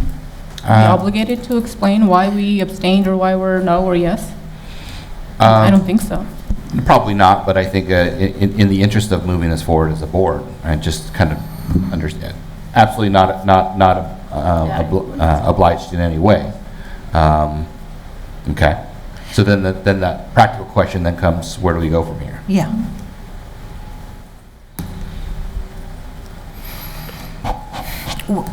What do you think? It's the board's decision of which map to send to the county. I think without a majority one way or another, that is essentially a vote more or less to continue with where we are. Right. Which has prompted MALDEF to advocate as it has over the last few months. So without a decision, whether that's 3A or 1 or 3 or a different sequencing in 2, a non-majority is ultimately akin to keeping what the district has. I know there's pros and cons for 2 with leaving 1 open because I know everybody likes that crossover on the map, and there's obviously pros and cons to 3A as well. So let's take a look at that. If we don't make a decision, we're back to, it's almost like saying we are doing number 1, which is nothing. Correct? Which is keeping the current resolution right. on the books. And keeping that will open us up to what? Which we already discussed. Is that something we want to open ourselves to? So it is within your authority right now. Your decision at this point would determine whether we do nothing and leaves us to where we were and opens us up to litigation and other things that we don't want to go to, or sometimes it could be, I don't know, or make a decision where we are not in any way being brought to any lawsuits. And it's a win-win for everyone, including the community that will not be deprived of the voting for the person they want to represent them. Yeah. So then the next step, I think, then is if the board is not in favor of moving to 3A, and it sounds like the board wants to move with map 2, then it kind of has to come up with we have to go through the unpleasant task of figuring out which of the districts will go will not be on the ballot for 2020, and that's not going to be pretty either. No, and I'm going to continue to fight for those group of people who should be voting when they're supposed to be voting. Okay. So previously, Lance, you have supported the draw. And no, I've never supported the draw. Oh, you never? Oh. I felt like you did, but it's okay, maybe with understanding, yeah.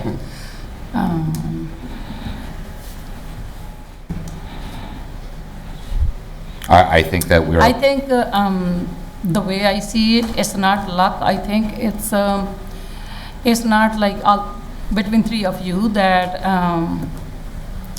just accepting that one of them will not be up for re-election. It'll be like a fair more instead of, like two siding with each other to oust the third person. So I think that that's fair chance, and there has been times that they decide by the flip of the coin of the decision making or by the draw. So for me, it's fair enough. But if, of course, all three of you or three board members, they have to agree for it. But your name is not in that list, so. I know my name is not in that list, but we have to move forward. We have to make a decision. Yes, That's what we I'm do. saying. Yeah. You're the one abstaining. We have to make a decision. That's Yeah. right.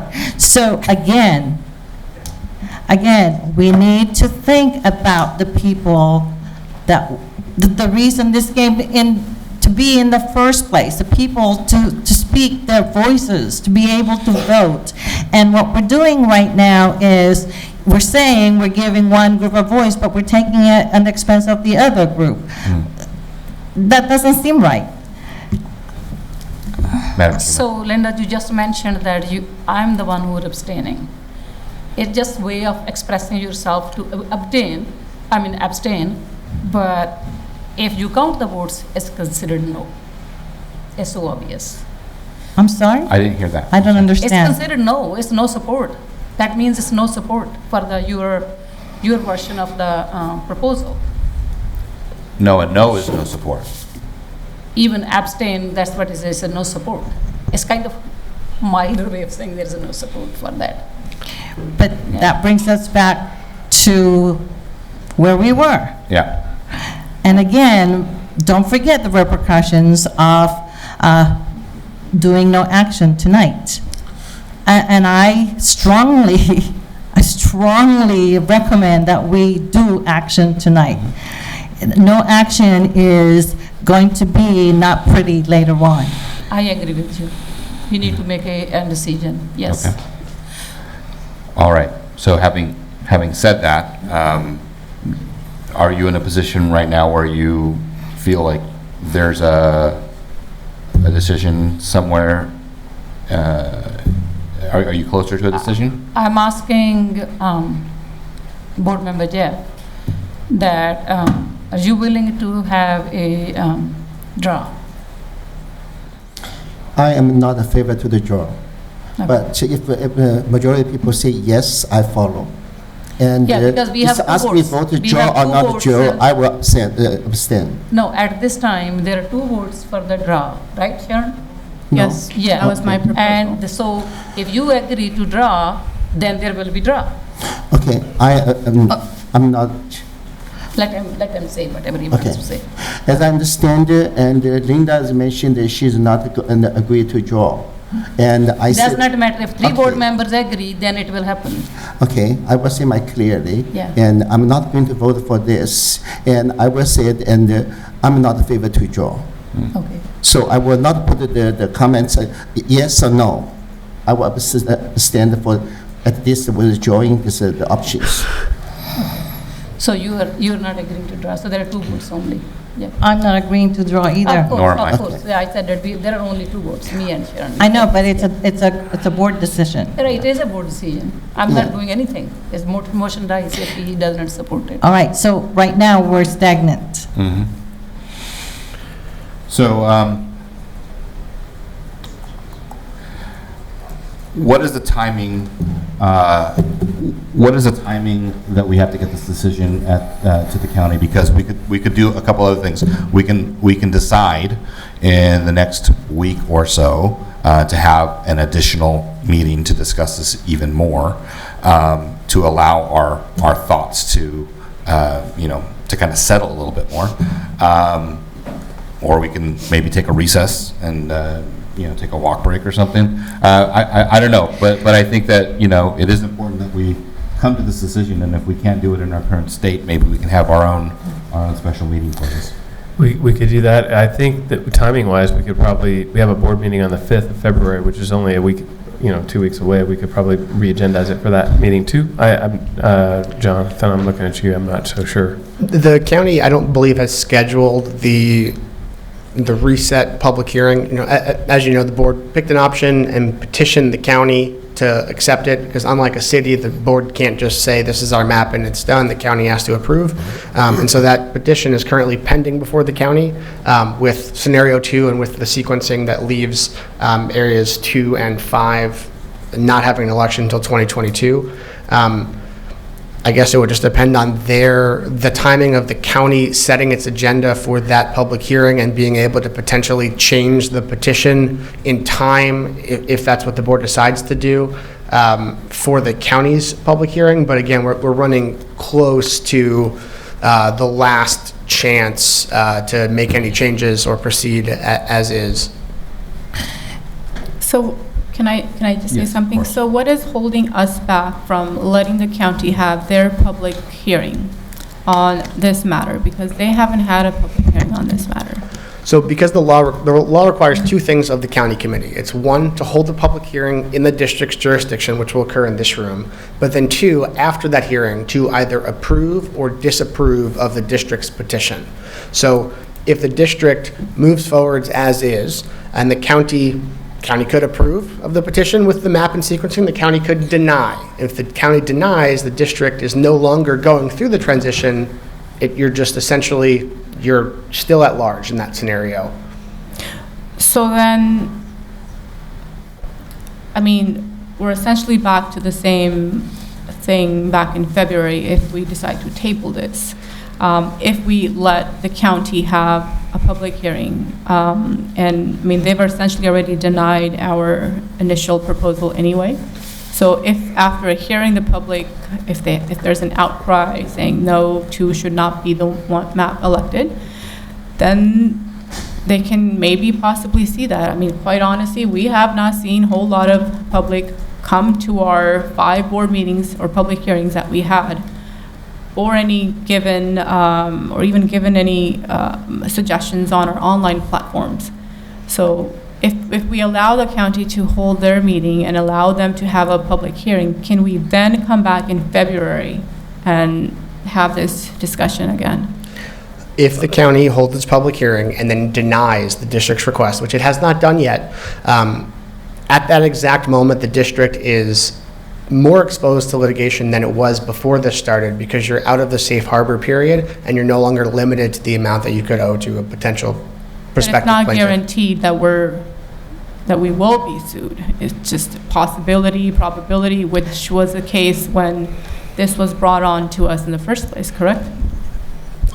While it is not guaranteed that the board would be sued, because the board did receive a demand letter, it is very, very, very, very likely that the board can't proceed with at-large elections without facing additional legal action. Yes. Okay, thanks. Yes. So my question is, when is the county's next, so do they schedule the special hearing for this one, or is just part of the regular county's board meeting? The county tends to just hold its regular monthly meeting, but just at the district that is petitioning, so that I think the next one's February 11th. Yeah. And so that would likely be the date of the county's public hearing, and then decision on your current petition, whatever that current petition looks like. So basically we have, so to speak, luxury of one more meeting if we want to table it at this time. In February 5th, we have to make a decision if we want to keep the control in local hands. And how does the timeline looks like as far as putting ourselves at arm's length to litigation? I can't control when the county schedules their public hearings. I know that they're not likely inclined to have 2 public hearings for New Haven. They're going to have the one that's required and probably give it an up or down vote. And so whatever, it's a regular meeting, so they have 72 hours to post their agenda, which essentially would be them posting a resolution that would either approve or not approve of the then current petition or current petition before them. I think February 5th is really close to Yeah, I don't know how that would potentially disrupt the county's scheduling. Again, I'm speculating. Right. And to table something, we will require a majority to do that, correct? Yeah. Yeah. Because it's action item. I am fearful Yeah. that if we table, we're exposing ourselves to issues that we don't want to be in. Yeah. I highly recommend that we make some kind of decision tonight. Okay. I agree.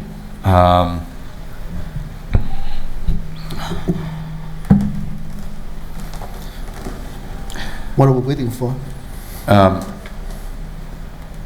We're 2-2 right now. Right now, we're 2-2. No, I mean, you have a motion, right? You said There- support the There are no table mo- it, right? You want to table it, right? No. There are no motion on the table at this time because there was motion no table. support. Yeah. Yeah. So far, we've had one motion in favor of 3A, then another motion for 3A. Then we also entertained the idea of not doing anything, so having no action. Seems like we also have support for at least a two-person support for a draw. Those seem to be kind of like what we're up against right now.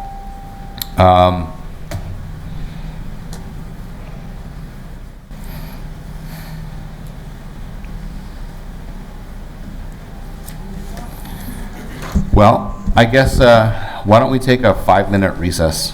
I don't know, if we can maybe like collect our thoughts. We'll take a 5-minute recess.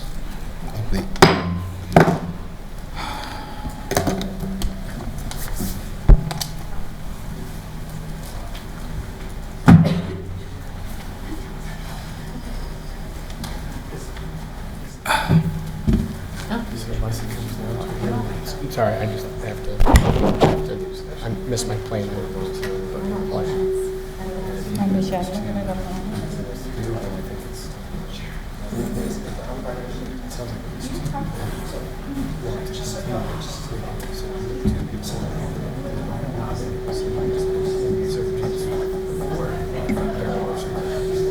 So it's either a board discussion, make a motion, or it's pretty much. Sure. And then there's no action that it goes to zero. Those are the only, that's the, I think you're doing a great job.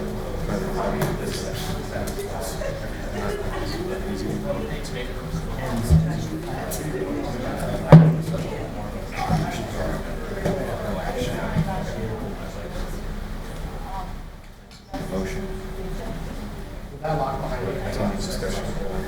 Just no one wants to just not on the discussion, and no one wants to make a motion, and by default, there's no action. I don't know, I think that kind of forces my hand, pushing forward. I don't know. Do you think we have top end of what? Well, what'll end up happening is if the county votes it down and they don't select enough for us, which I think is the most likely scenario, we'll get officially a suit filed against us. Attorney's fees. We'll go in and immediately go into some kind of settlement. I don't know what that looks like. Yeah, we're not.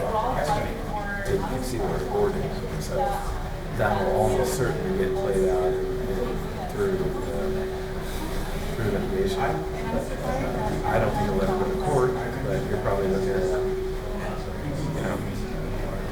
on the low end, 10, 15 grand, and high end, 50. Because they're probably come up with damages of some sort. I don't know what damages they're coming up with. But I'm sure they would try to impose every possible penalty they could on this. So I figured it would be something.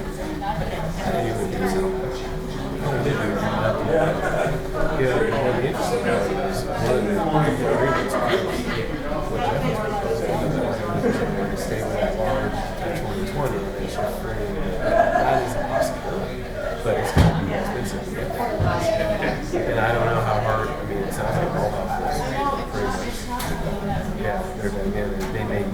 access or opportunity to use a test case.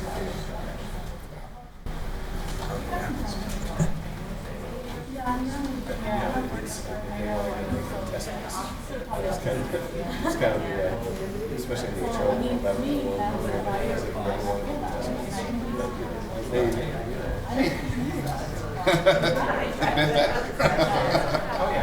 Data conservation, I hear this is great. Conversation and debate about it, and I think it's part of it.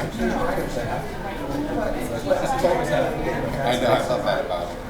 And like I said earlier, I think he had the most succinct description of the school budget I've ever seen. I got some back then, that's exactly like building a trying to build a foundation of a giant building.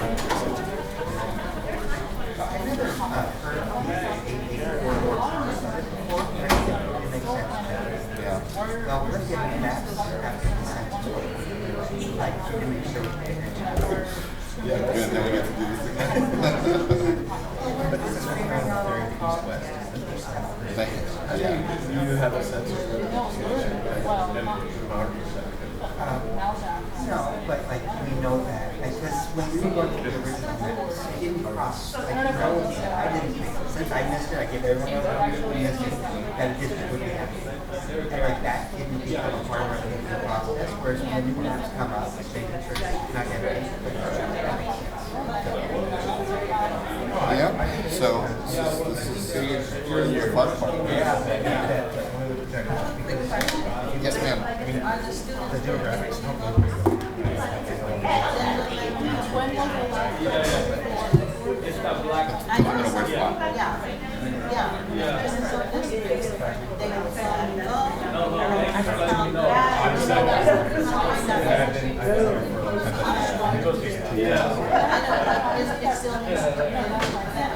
They know that. They absolutely know. And it's an honorary. It's an honorary. They know. A lot of people know that. They know. Honorary is an honorary. They know.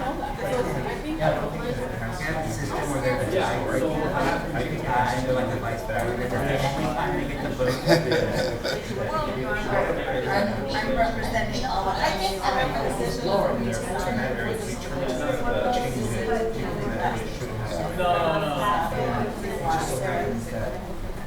Yeah, well, they are kind of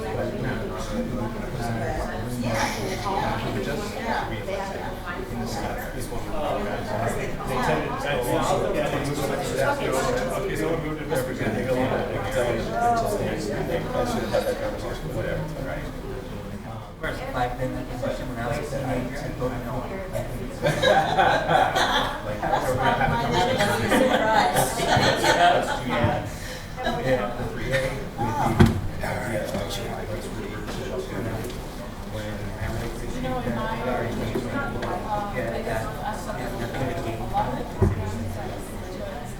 And also, like, I take just listening to some of the arguments like that.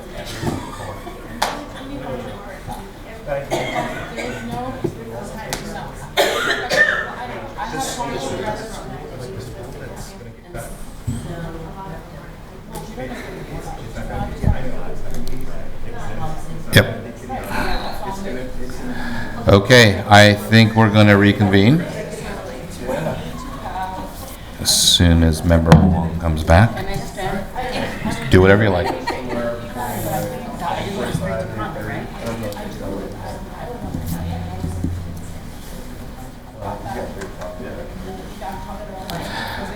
Okay, we're going to reconvene now.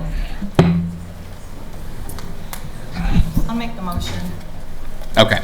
to extend our board meeting out till after 10:30 because we have a policy right now that we cannot go over. So moved. Wait, what were we just talking about? We're extending. Are we already past 10? Well, it's 10. Oh, 10:30, okay. Oh, my. Okay. I'll just tell my daughter to go to sleep. Just kidding. So we have a motion. Do we have a second? Yeah. Okay. Roll call. Aye. Go to sleep after 10:30. Have a good Aye.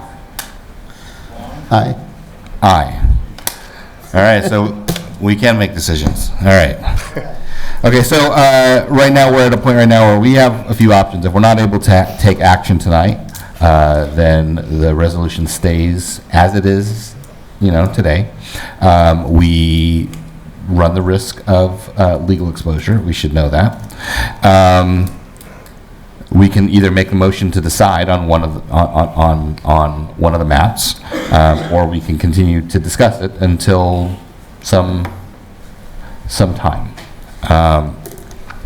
But we should. My feeling is that we should make a decision tonight, once and for all. All right. So with that, did the recess like jostle anything? No. No chocolate. No chocolate. The litigation part is getting, it's right back here. Yeah. I don't want us for us, but that's not the highest priority for me. The highest priority is the people, giving people the opportunity to choose their representative.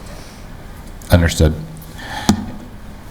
Okay. Can I just, I'll just have to, I guess, if you don't mind, if I can make our conversation public. I think the idea, or I don't know if it can be done, it was brought to me that why don't we choose 3A and then later on in 2022 revert back to 2.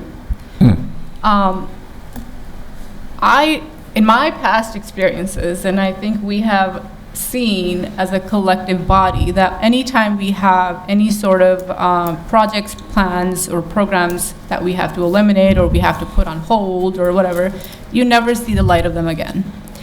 So maybe I'm wrong, but I don't think that, who knows, I may not even be here, right? So I cannot speak for that, but the new board may not even know that there was an option scenario 2.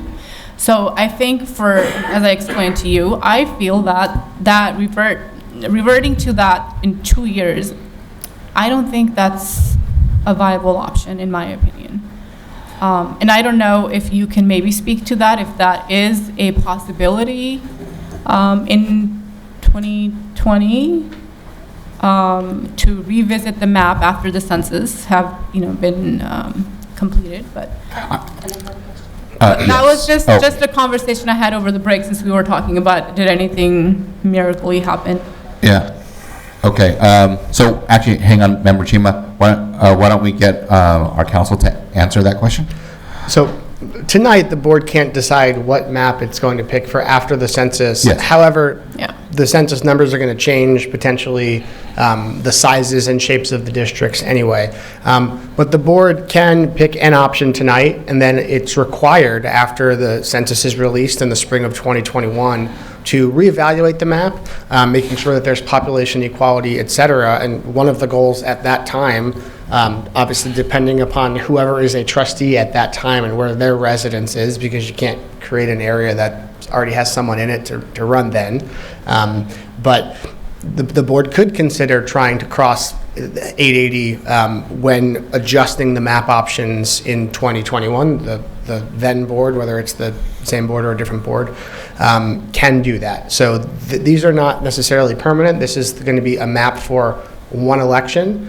Odds are there may not be a ton of required changes just based on, again, keeping population equality, but the board at that time can make significant changes if it would like to, as long as, again, the map at that time meets population equality before 2022. And if we do that, then there is, then the board or the future board or whoever does it at their own will, without any specific timelines associated with them from any particular legal organization. So the board can do it on its own terms at that point, is what you're saying. Yeah, I mean, it's not quite the same. There is a timeline, and that is you must make the change within 6 months of the census coming out. And if you don't, the county will make the change for you. But there isn't a rush to immediately implement a new map the day the census comes out. You will probably want to hire a demographer, look at it, and make adjustments and probably have a public hearing of some kind prior to making any changes. Okay, so absent a forcing function, well, the board would be able to do it without a forcing function, is what you're saying. So we could do it at our own, well, the forcing function being You're required to do it, yes. Post-census, but not under the auspices or under the threat of legal actions. Correct. The board could take its time if it would like, and through the course of 5 or 6 meetings, evaluate potential new options of whatever the then census does to the maps, or it could do it in one public hearing, or it could keep whatever map it is if there's no change that impacts the population equality. So the then board can essentially do what it would like without pressure, as long as it's done in a 6-month window, so that it can update the county and have those maps ready for 2022. Okay. Member Chima, you were going to say something. I think my question is answered. Okay. All right, with this... So can I just say something? Yes. I feel like we're just beating around the bush, if I may be direct. I feel like I've already provided my consideration, and obviously I don't know if it affects the two of you in any way, so that leaves the two of you. So I think either one of you guys will have to make the motion. We can keep talking about the same stuff over and over if we choose to, but somebody will have to be the bad guy and make the motion and carry it through. Okay, well then I'll entertain a motion to move and rescind and amend Resolution 013-1920, previously adopted on October 1st, 2019, to now reflect map scenario 3A as the district's adopted trustee area plan with trustees area 1, 2, and 3 scheduled for election in November 2020 and trustee areas 4 and 5 scheduled for election in November 2022. So moved. I'll second. So, I mean, that motion didn't pass initially, so are we re-proposing that motion? Yes. Yeah. No, because it didn't pass before. So It didn't we are pass asking before. for the option. What I'm saying now is, with this new information, now there's with the new possibility, so we're at the discussion phase on the motion, with this new information and the potential to change it if a future board decides to do that, does that new information change anybody's decision making at this point? So that's why we reintroduced the same motion. Okay, I have a question. Yeah. So as I understand, after the 2021 and after data has come out, the census data, okay, usually people will do the modified for the boundary, or they can change it completely. If changing completely, it will cost more money and more study, right? Usually just modify for the boundary, that will be easier. I would imagine that what the demographer would do is take whatever map that the board has approved for 2020 and impute the 2020 census data onto it. And the first step would be to say, is there still population balance?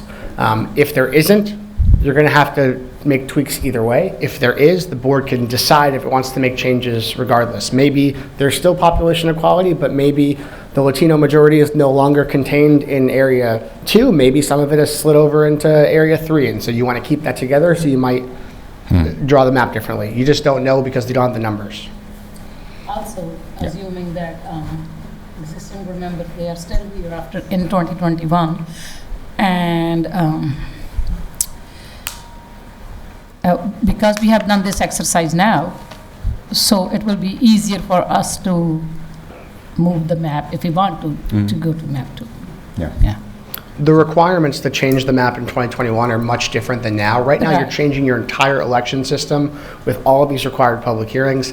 At that point, the only requirement is that you adjust to have population equality. You could do more than that if you'd like, but it's a much less intensive process if the board chooses to go that route. Right. Okay, I still want to ask you, and why we only needed the 6 months for the new map, 3A, what's the purpose? That's the requirement for after the census to modify the maps. As from the requirement from the federal government, maybe, I don't know. So the maps are good for 10 years, but right now we are in year 10 of the set of 10 years.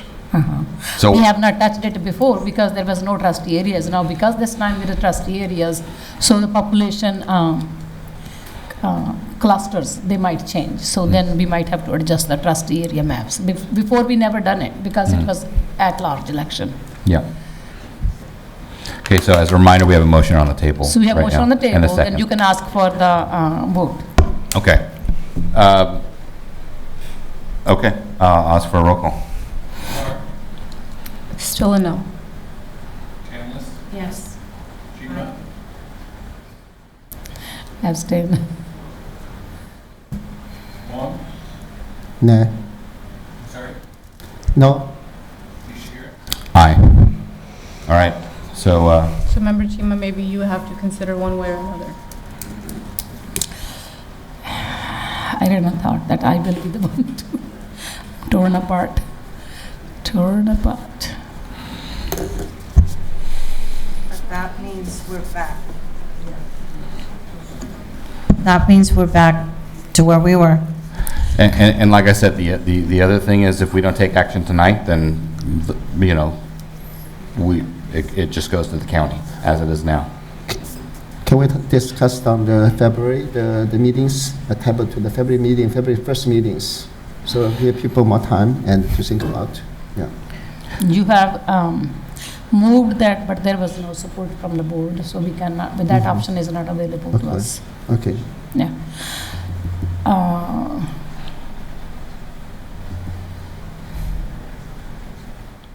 Okay. Are you waiting for this motion to be repeated?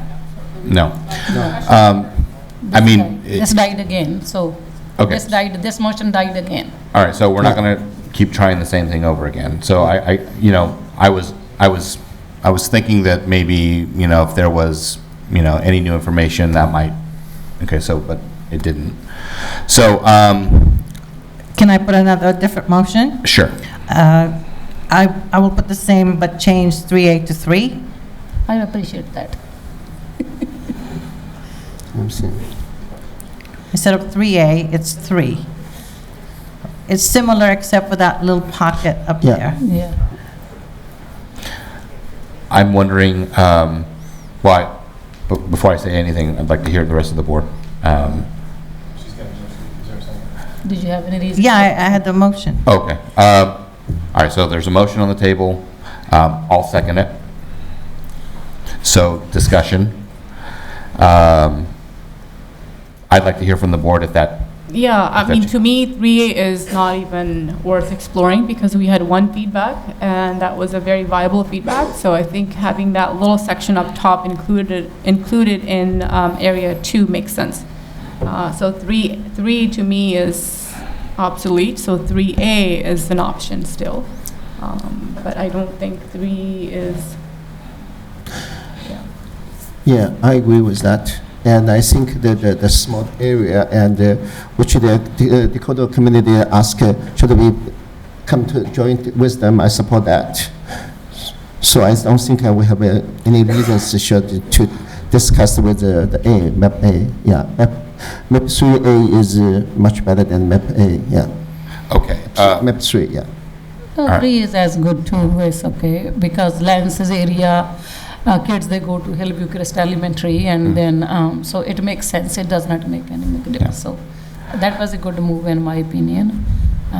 Okay, so then we have a motion and a second for let's see here, No, 3.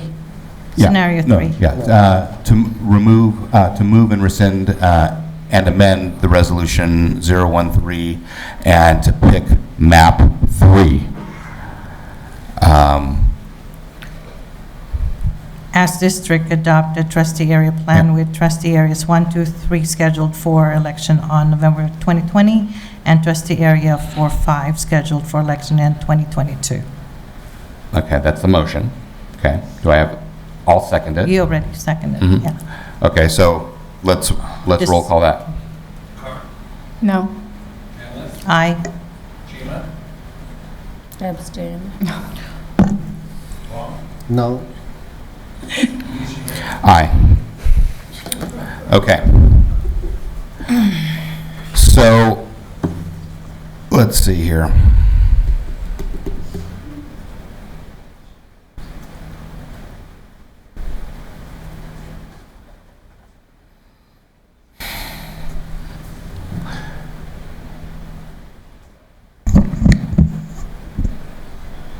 I think my personal opinion is that where I think we need to move forward as a board is getting our board members to, to make decisions rather than to abstain, because I think abstain is not helping us move forward. So if it's a yes, if it's a no, if it's a no, and I think you're more than welcome to abstain, but I think that's going to get us, that's going to continue to get us kind of nowhere. I mean, if we have a swing vote, at least we'll be moving forward.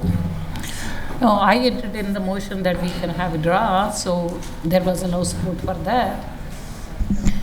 The reason I don't support a draw is because I don't want to put the rights of the people to vote on chance when we can think and make a decision here. I don't want to put the people on chance. That's their right. They have the right to vote. It's the way you look at the thing, so everybody has their own way of looking or pursuing the thing, so that's the way I see it. I thought it's fair and just, but out of three, it's not impacting me personally, but I think it's still fair and just for the 3 board members. And it also tells me that 3 board members here who are being impacted with the MAP 2, they have, they're pretty honest towards each other, and everybody respects each other's presence on the board. So that's why we are in the hold. I think. So member Canlis, you saying that, we don't want to put, I guess, make it a chance. I don't see it that way, and I think you kind of said it well enough too, and I would just reiterate that. We're not being able to come to a conclusion right now. I do see it that way. So then, 2 motions that you brought on the table haven't passed. Perhaps then you should propose a motion or keep going down the line and propose a motion that will pass. Actually, it's not that it didn't pass, it's tied right now. It's right in the middle. Same thing is the option to have the draw is also tied up because there are 2 votes. Right, because there's 1 board member who's not making a decision. Yeah. I haven't, it's been a really long time since I've seen map 1. Can somebody bring up map 1? It's been a really long time since I've seen it. I have it here. It's similar to 3 and 3A.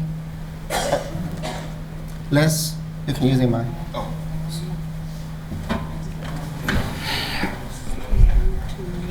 The difference between 1 and 3 or 3A is that the area 3, the red area, essentially crosses the 680 more on the northern side of the district versus the sort of southern portion as it does in 3 and 3A. And also there's a little bit of an adjustment in between areas 4 and 5 that more follows. I can't see the major road there, but it makes a more clean line, I guess, between the purple and the blue area. But the remainder of the map, essentially everything that is east of the 680 is identical on 1 as it is on 3, and very similar to 3A with the exception of that changeover, the upper portion of the green area. How does it affect the demographics? Well, the people on the other side of the freeway are included in the red.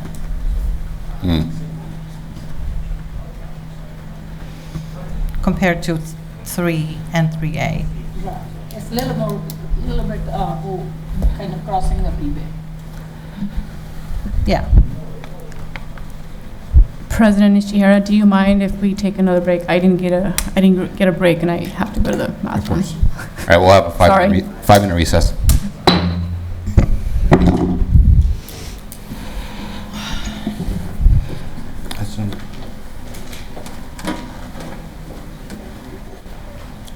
I didn't go to the bathroom myself. I was talking to Lisa Brother.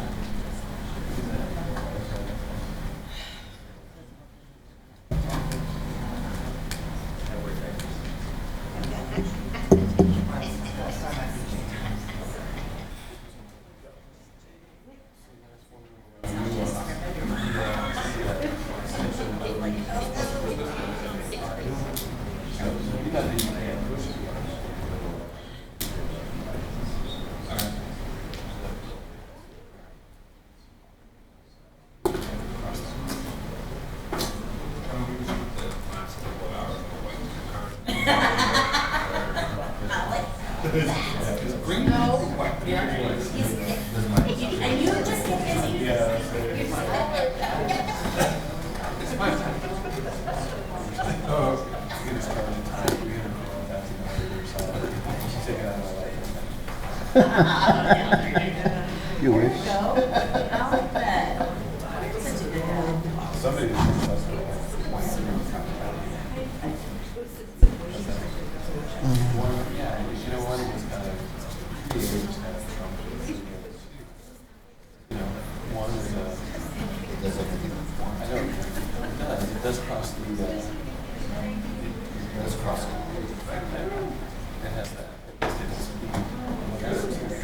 This is two.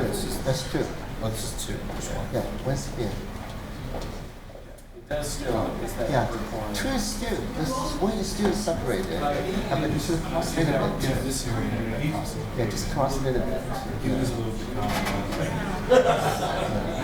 Beginning they wanted this one, otherwise they were coming up from the. There's some donuts. They never park. They want to cross together.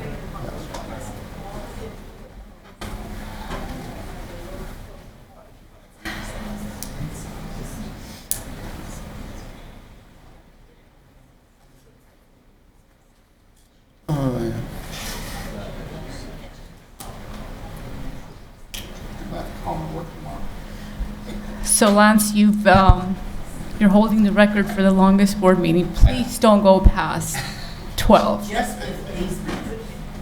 Just with these. Oh my gosh. What? Hopefully a better topic that you guys were stuck on than this one. At 1 a.m.? Just as a point, I thought it was a really good one. By not making a decision, there is a decision to be made, which is we're going to go ahead and leave this to chance for the whatever, right? So pull the trigger. Yeah. Right? Whichever gun you want. So we're waiting for Member Chima to pull the trigger. I'm sorry to put you on spot, but I think you're the one who's going to have to make the decision here now. No, I'm really, And why don't the kids, why don't the students get a county vote? Like what, like they got roll call that one time, why don't they get a vote? They can vote, but their vote will not be counted. Even in a tie? It's Maybe that should be amended in the bylaws. Well, actually, I just learned since CSBA that not every district has student board members who get to vote. And I think it's nice that we decided it. We decided it. It's nice to have them make that decision, whether it gets counted or not. I think it's just empowering. We also decided to have 2 board members, and we decided. Okay, we're all back. So we'll reconvene. Where we left off was we're looking at map scenario 1, because we haven't talked about that yet. Yeah. And for the most part, there are some aspects of it where Area 3 actually, crosses the divide as well. So you got that going for it. Oh, sorry. Can you put the map 1 up?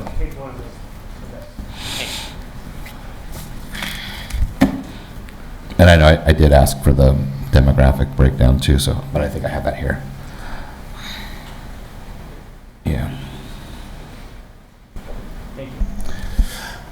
Actually, map 1 and map 3, they're almost the same. Only the red part, one is on the north, one is on the south. Right. Yeah, but for the Dakota district, they did not include the small part.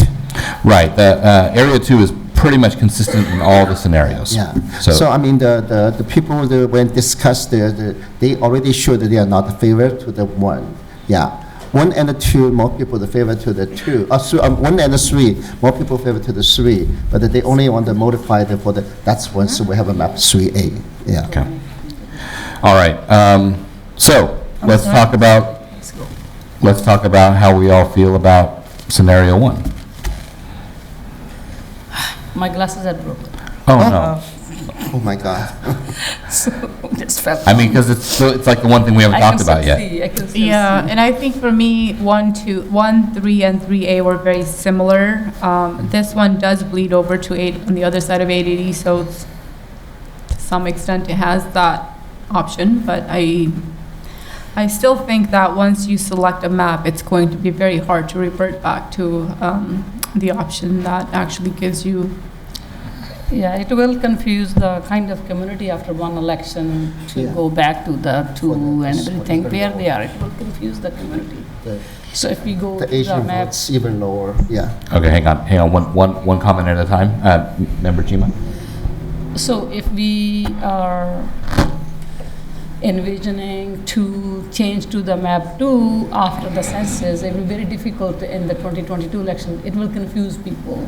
So, yeah, it can be done. It's not that it's impossible. Yeah. You asked what we think about scenario 1. Scenario 1, as already mentioned, is similar to 3 and 3A, with the exception that the red does pass 880 toward the west, which in this case could be a benefit, according to our discussions. So I see this better than the other ones, with the exception that the message that was given during one of the hearing for the green is not reflecting that. So I guess we have to think, what is the trade-off? This one kind of cover all the things we want to talk about, including passing 880 to the west. Okay. All right, other thoughts on map 1? Map 1 also gives